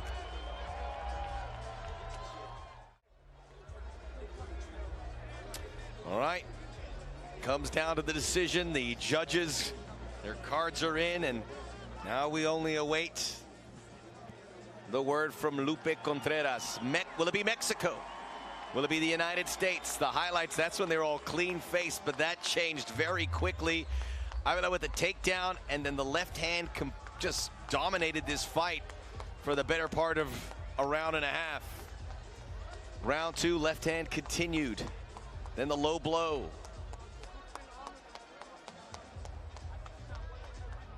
End of the second round, Sabori turned it. Third round, pretty much one-way traffic for Pablo Sabori. Beautiful job by Pablo Sabori to finish into the flurry of punches. He said, "Get off me, Avila." Big, huge uppercut. Big, huge overhand right. Pablo Sabori with the flurry again. Not content to just let Chris Avila steal the fight away from him. He was constantly stalking, always pressuring. Big, huge knee, big, huge elbow. Nice head position, and both fighters respecting each other with a big hug there at the end. Oof. This is going to be a huge decision. You see these guys leave so much inside La Jaula. You don't want there to be a loser, but there's gonna be one, and we are ready for the decision. The main event here in Fresno. Let's go into Lupe Contreras. Damas y caballeros, después de completar 3 vueltas, esta es la decisión oficial. Ladies and gentlemen, after going all 3 rounds, the official scorecard reads as follows. El juez McKnight anotó 28-28, un empate. Whoa, Judge McKnight tie. scores it 28-28, a draw. Overruled by judges Rosales and Lawley, who scored about 29-28, superado por los jueces Rosales y Lawley, que entregan tarjetas idénticas de 29-28 a favor del ganador por decisión mayoritaria in favor of the winner by way of majority decision. From the USA, the Shark, Anthony Avila. Oh, Pablo Sabori looking to exit. You feel for him. It was razor thin, 29-28, 28-28 according to one judge. We may have to do this one again. It was a great fight. Anthony Avila walking away with the win. He improves his record to 18-5. He did enough to win in the judges' eyes. And, you know, depends on what you're looking at and how you score the fight. I think he did a great job. Do I think he did enough to win? Sure. But I definitely think that Pablo Sabori also did enough, and he was not going to be denied, and he wasn't going to get the win as easily as I think he thought. Avila, you could see he almost apologized because he knew that he had to feel for Pablo Sabori, the disappointment to lose so close. I know you thought Sabori might have taken it. I was towing the line on that one. But Avila, he is a legend in the California fight game, West Coast champion for a long time. And then it paid off, but he made it very close to that 3rd round. Clearly by the scores, you would imagine Sabori won that 3rd round across the board. Definitely. All right, the main event, the co-main event could be a main event any other night. Zoila, Frausto, Jamie Nievera coming up next. It feels amazing. This is my home. You know, I was born and raised in Madera. I went to school in Fresno. And to be fighting in front of my people is going to be an amazing feeling. It's been a very long time, so it'll be great. Oh, it feels amazing to be here in Fresno. Not too far from my place. I'm here for business, and that's it. She's coming to fight. I mean, she signed on that contract. Anybody that's going to sign on that contract should be ready to fight me. I'm more focused. I've been around a lot longer. I know a lot more. I hit harder. I'm more aggressive. I have everything I need. She's just another fighter, another body I got to get through. Making her make a mistake, or if she makes a mistake, whichever happens first, that's how I'm going to win the fight.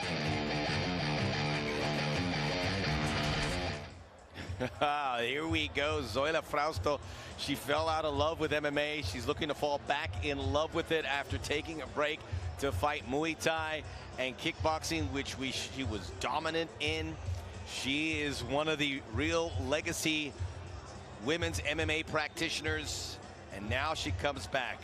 We're ready for this one. Lupe Contreras inside La Jaula.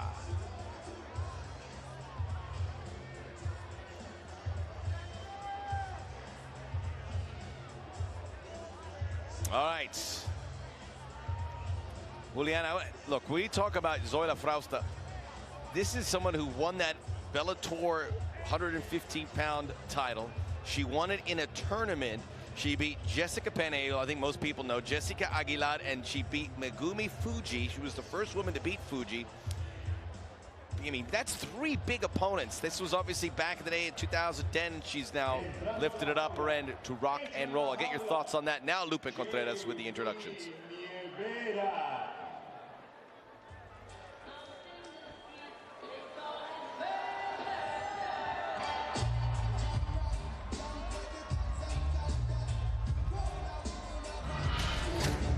All right, so Jamie Queen Nievera, she's all business. You heard there, just another opponent she's ready to go through to get to the point where she wants to reach.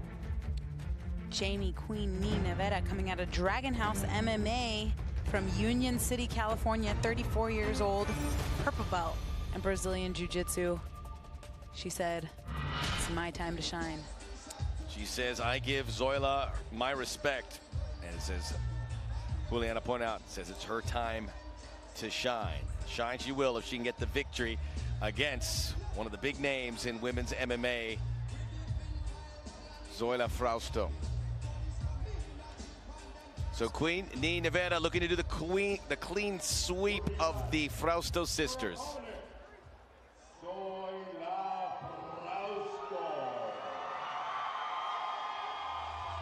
Big pop for Frausto as she comes inside La Jaula, the warrior princess. Yes, she got that name from that old show, Xena. I'm sure Juliana Peña used to watch because she watches everything. From Fresno, she talked about being from here.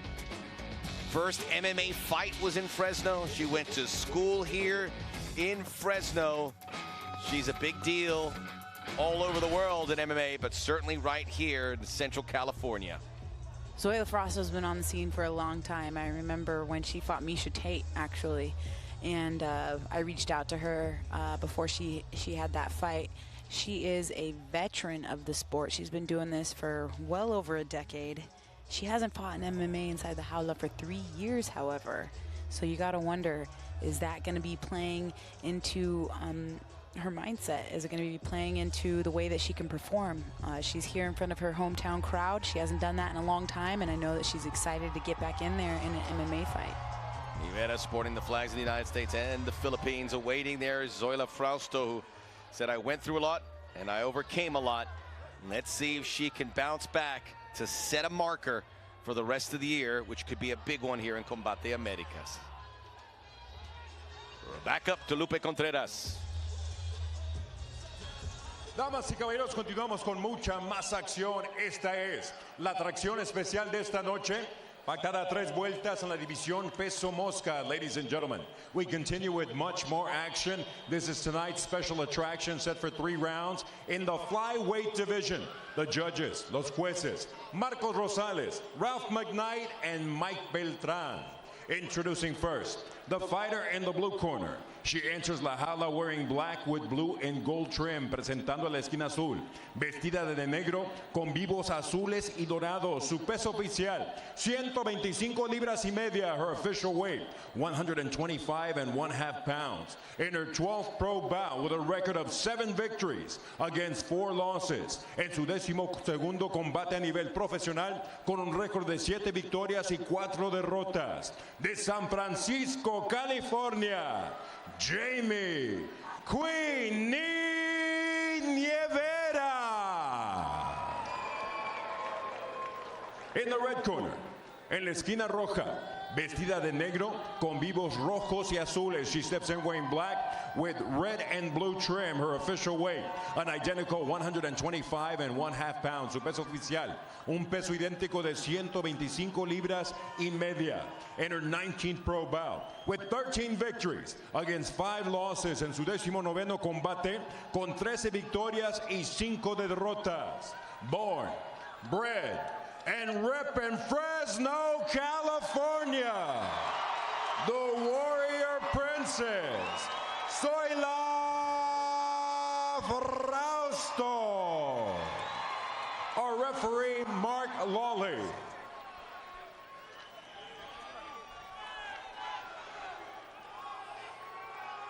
All right, fighters, we've gone over the rules in the back. Protect yourself at all times. Follow my instructions at all times. Touch gloves and let's have a good, clean fight.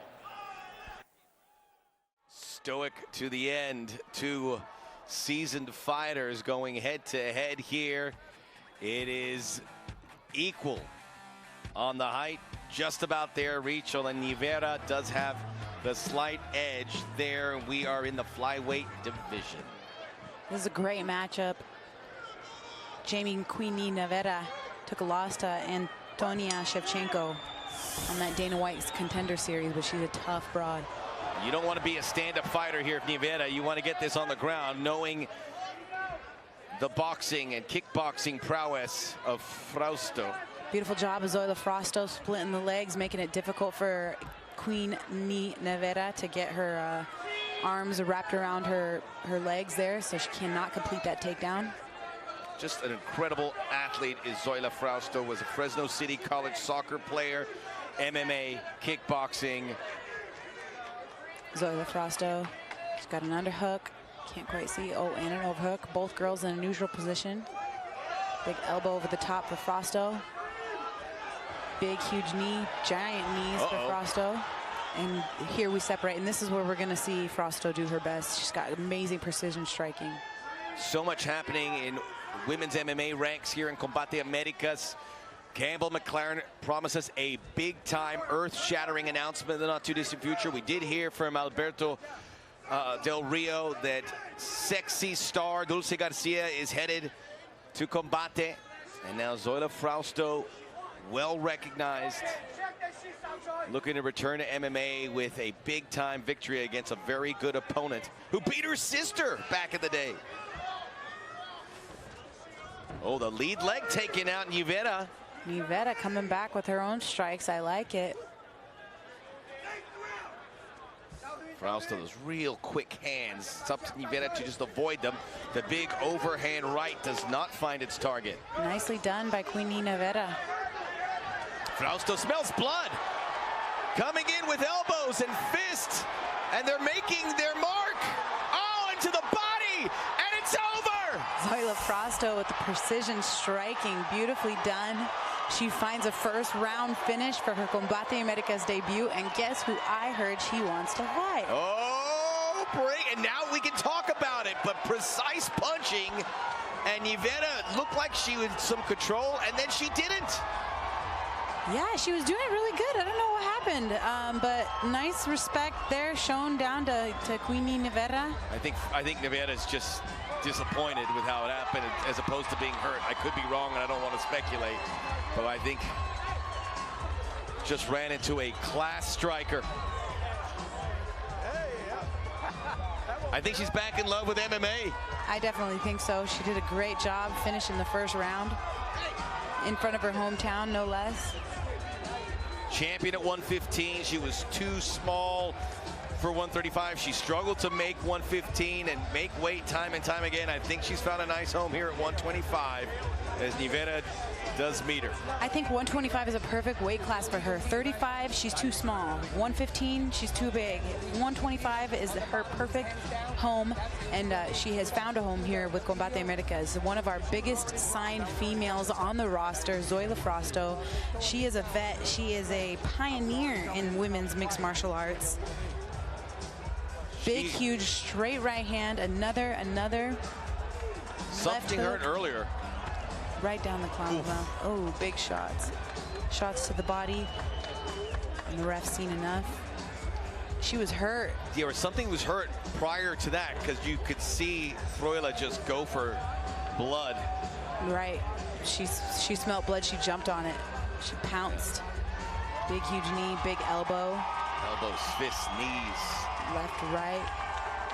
Knees. That last knee dropped her. Punch to the body. Here's a big, huge knee. Boom, done. That was the one. That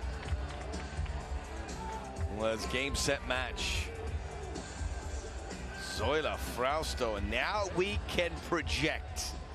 And I'll ask Juliana Peña to finish her thought here shortly. But in the meantime, Frausto soaks in the moment in her town, Fresno. She went to Madera High School. She's from here. She went to school here. And she has fought here, and she's fought here again under the Combate Americas banner. 1-0 Combate, and looking for bigger fish to fry in 2019 as she shares a word with Campbell McLaren. But that was impressive. So impressive. She hasn't fought MMA in 3 years, and she came in and got a first-round finish. Again, like I said, one of our biggest signings for Combate Americas in the female division. ZOILA Frausto is going to be a very, very tough fight for anyone. To Lupe. How about that smile? She's got a great smile and a nice face there too. Didn't get hit. There's her little sister behind her.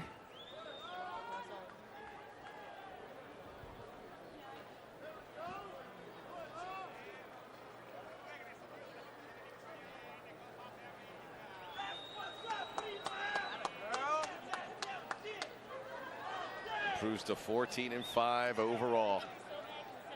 Long career in so many different arts. Damas y caballeros, el referee Mark Lawley detiene el combate con un tiempo oficial de 1 minuto 52 segundos del primer episodio. Ladies and gentlemen, referee Mark Lawley steps in and calls a halt to this contest with an official time of 1 minute 52 seconds of the opening stanza, declaring the winner by way of technical knockout, declarando la ganadora por nocaut técnico.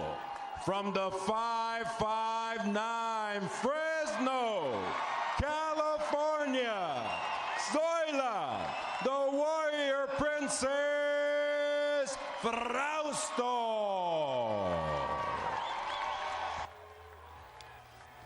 You think maybe at 35 she's heading off to the sunset, but what I saw, Juliana, this is a fighter with a lot still to give. Sharp, precise, and still full of a lot of fight. ZOILA Frausto is a pioneer in women's MMA. She's been around for a long time. We have not been able to see her in the jaula, but she finally graced her presence back with us with Combate here at 125, and she is going to be a tough, tough fight. And what do you hear? Well, I'm going to get to that. We're going to still talk a little ZOILA Frausto here in a moment. We have one more fight for your viewing pleasure. From Fresno, it's Daniel D-Rod Rodriguez, Ivan Choko Castillo. La verdad es un orgullo representar a mi país, México. Es una oportunidad que estaba buscando desde hace mucho tiempo. Entonces se me presentó la oportunidad y aquí estamos.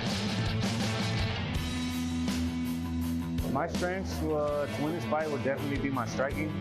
I feel I'm the more technical fighter. I think I'm the better overall fighter.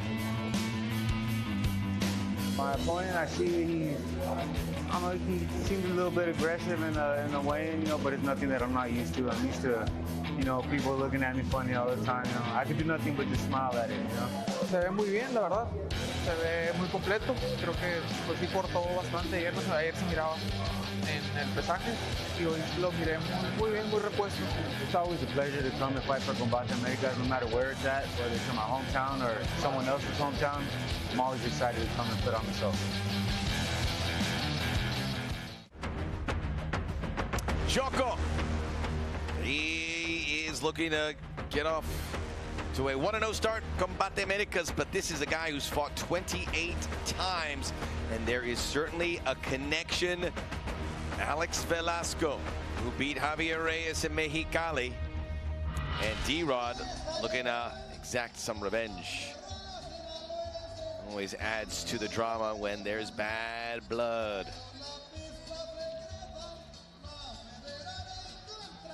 Has 2 daughters, looking to make them proud as he comes from Ensenada. And it was, when we were down in Mexicali, it was such a great thrill to see the rivalry between the border towns, the Baja California cities, Tijuana, Ensenada, Rosarito, and our hosts in Mexicali. And, I got into the ears of some of our superiors ago. If we could have a Baja California card, count me in, because that was magical. And we'll see if that's something that comes to fruition. Back to Lupe Contreras. Su rival, his opponent, Daniel Rodriguez. All right, this is going to be at the super lightweight division. Rodriguez, who fought normally at 170, is coming down, and this might be the weight he's been looking for in a division that Combate Americas looks to build. Yep, they not invented, but they have perfected that super lightweight division.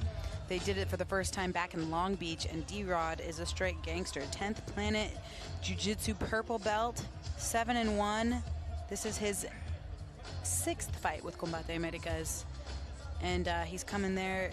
You can see Andre Fili, who just picked up his UFC win in Phoenix, is in his corner. And that's got to give you some confidence. That's right. You mentioned 10th Planet, also under the tutelage of Eddie Bravo. One of the best here. And if you can go 5-1 in Combate Americas, good things will come your way. Maybe a fighter we're going to see in some big-time fights in the not-too-distant future. But first things first, he's got to beat Choko Castillo as we go back to Lupe Contreras. México versus the USA, este duelo. 3 vueltas en la división peso super ligero. Ladies and gentlemen, we continue with much more action this bout. Set for 3 rounds in the super lightweight division.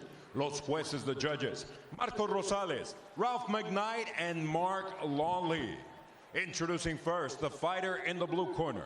Presentando en la esquina azul, vestido de negro con el tricolor mexicano verde, blanco y rojo. He's wearing black with the colors of Mexico, green, white, and red. His official weight, 166 pounds. Su peso oficial, 166 libras. En 28 combates profesionales. Mantiene un récord de 17 victorias y 11 derrotas en 28 pro bouts. He has a record of 17 victories and 11 losses. De Ensenada, Baja California, México, Iván CHOKO Castillo. In the red corner, en la esquina roja, wearing the colors of the USA, red, white, and blue. Vestido del tricolor americano, rojo, azul y blanco. His official weight, 165.5 pounds. Su peso oficial, 165 libras y media. En su noveno combate dentro de la jaula, con 7 victorias y solo una derrota. He enters la jaula for the 9th time as a pro, with a record of 7 victories against 1 lone defeat. Fighting out of Alhambra, California, D-Rod, Daniel Rodriguez. Our referee, Mike Beltran.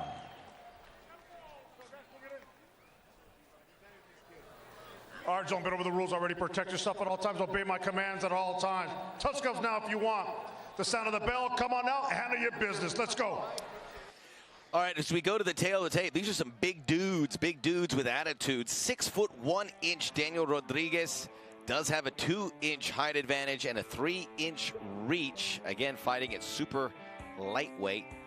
And a little he's from Alhambra, so a little shout out to all the guys and girls down at Cal State LA in Alhambra, California, getting their education in a fine establishment. Hope you're enjoying us on DAZN.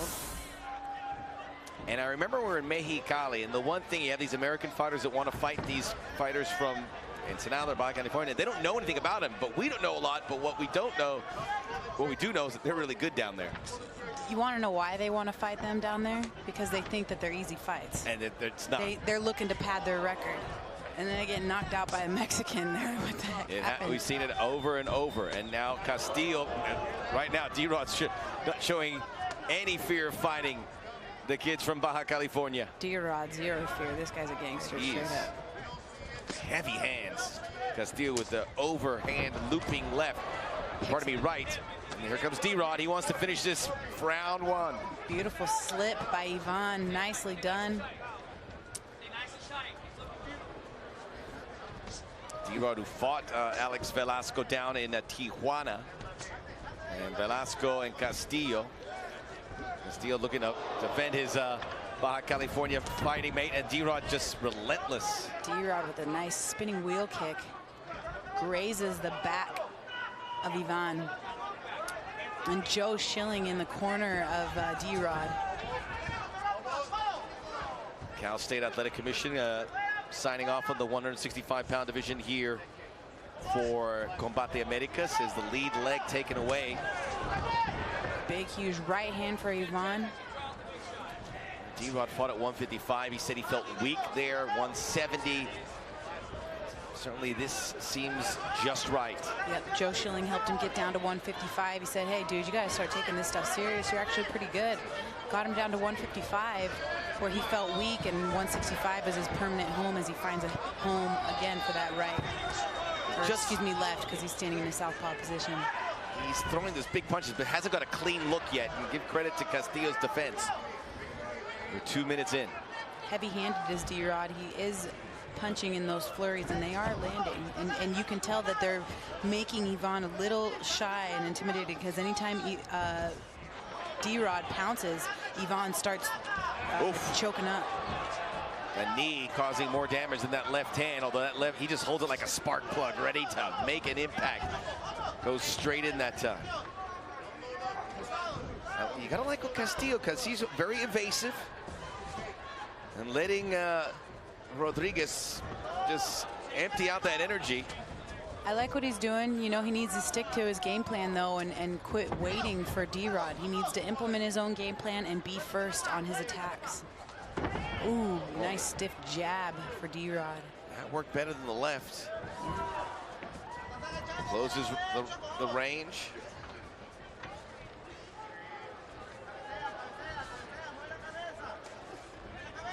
Again, peppering away at Choko Castillo.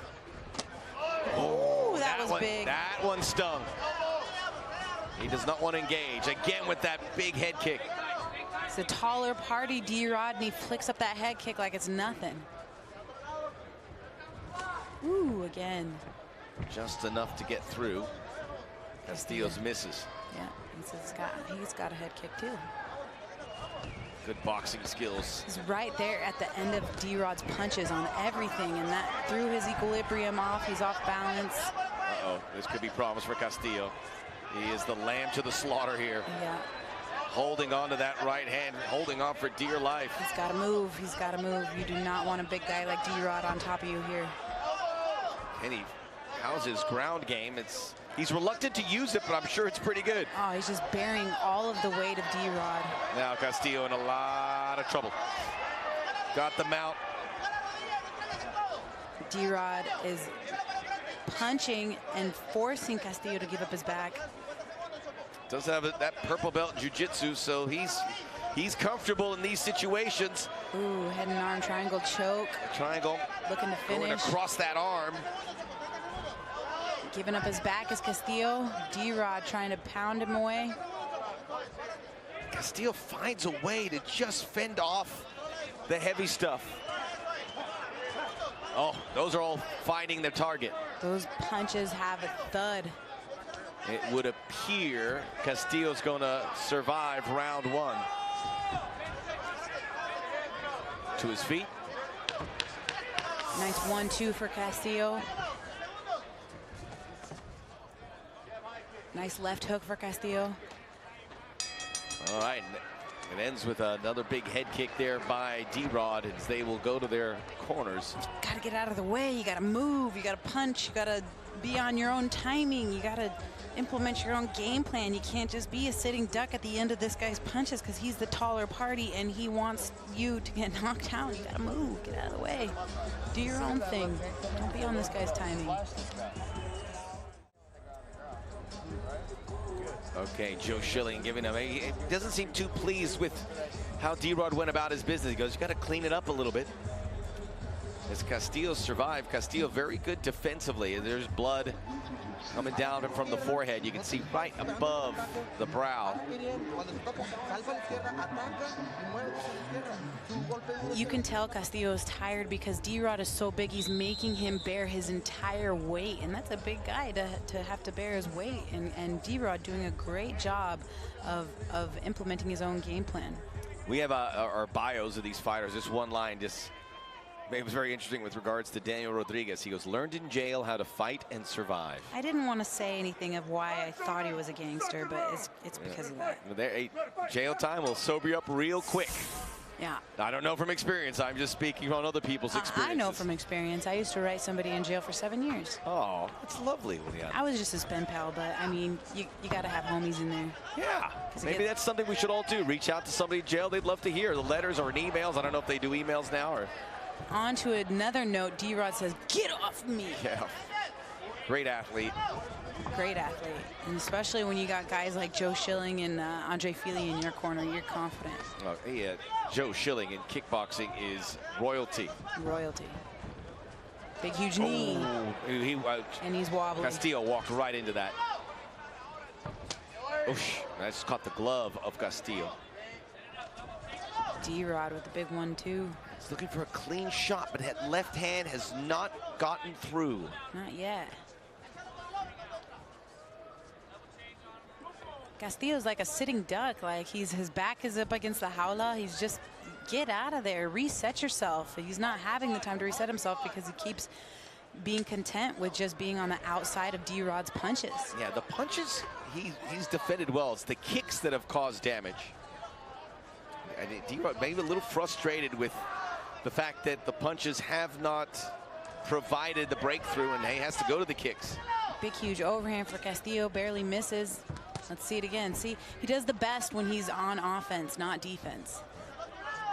Castillo just hard target to hit. Double underhooks. Well, he did have a double underhooks, or maybe he didn't, and I just missed that. Big left elbow. And Castillo looks none the worse for it. Oh, yeah. Now some fist. Big flurry of punches for D-Rod. Castillo needs to get him off of him. And he did it with that teep kick. That was great. Good, sharp, straight left. Eats it. Again, Castillo closes up. He absorbs, bends, but does not break. Super lightweight, it is Daniel D-Rod Rodriguez in blue. We're in round number 2. Nice high kick for D-Rod. One point considered basketball as a career. Done. That is a beautiful left punch. Done. Finally, it works.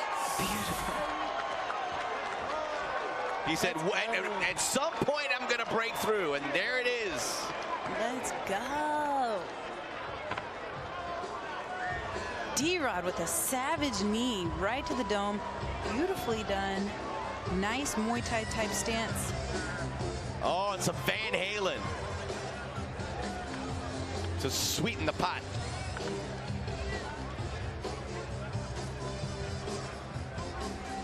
A little of Castillo's blood on his hand, and he just waited and waited, and he knew that that was the moneymaker, and eventually it would pay off, and it did. You know what I loved is how patient he was. So patient. He wasn't overly aggressive. He knew that he was going to eventually find something. He just needed to wait for the opening, and he waited. Yeah, to your point, I was wondering, because that left hand's not getting through, so does he go to plan B? He started kicking some more. He goes, I'm gonna wait for this, and the door's gonna be left ajar, and it was.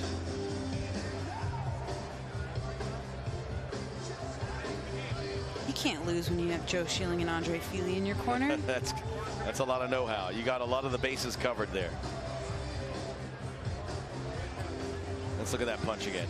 Bang. Straight left, and big, huge knee. And it's over. Say goodnight, Grace. No more. The hand-knee combination. Nice stick. Strikes again. Uppercut, knee.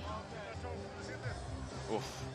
How effortless. He just picked up his kneecap and it was done. I would hope I never get an introduction to Daniel Rodriguez's knee. He just uppercuts and... It was wide open. Dink! Right on the chin, dude. Chin, mouth. Perfect. Look at D-Rod, all business. It's like, hey, Campbell! What's up? Give me a little sugar. Let's go! Joe Schilling.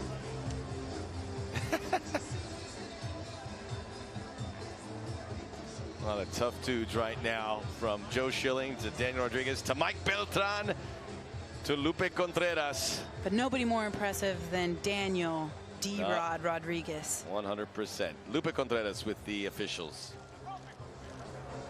Damas y caballeros, este combate concluye con un tiempo oficial de 2 minutos 31 segundos del segundo capítulo. Ladies and gentlemen, this bout comes to an end with an official time of 2 minutes 31 seconds of the second stanza. Your winner, by way of knockout, el vencedor por knockout, D-Rod, Daniel Rodriguez.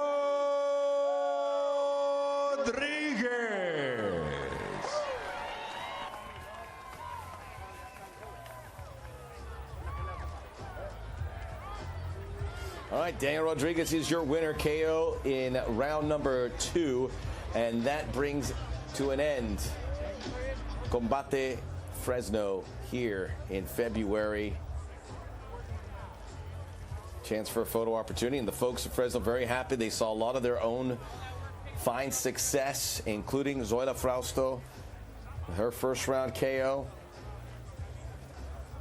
And Daniel D-Rod Rodriguez from Southern California able to do it. And this, again, one of those moments where you exceed expectations on a fight. And we have set the table for some big fights down the road. And I know Juliana Peña Zoila Frausto, Amanda Serrano's on the plate. We don't want to speak out of turn, but we certainly could see it. Maybe an Avila Sabori rematch. I wouldn't be against that, but we see these fights and these divisions start to develop, and we start to see the cream rising to the top, and we look forward to bigger and better fights in the months ahead. The cream shall rise. I always use that line, and you always go Macho Man, don't you?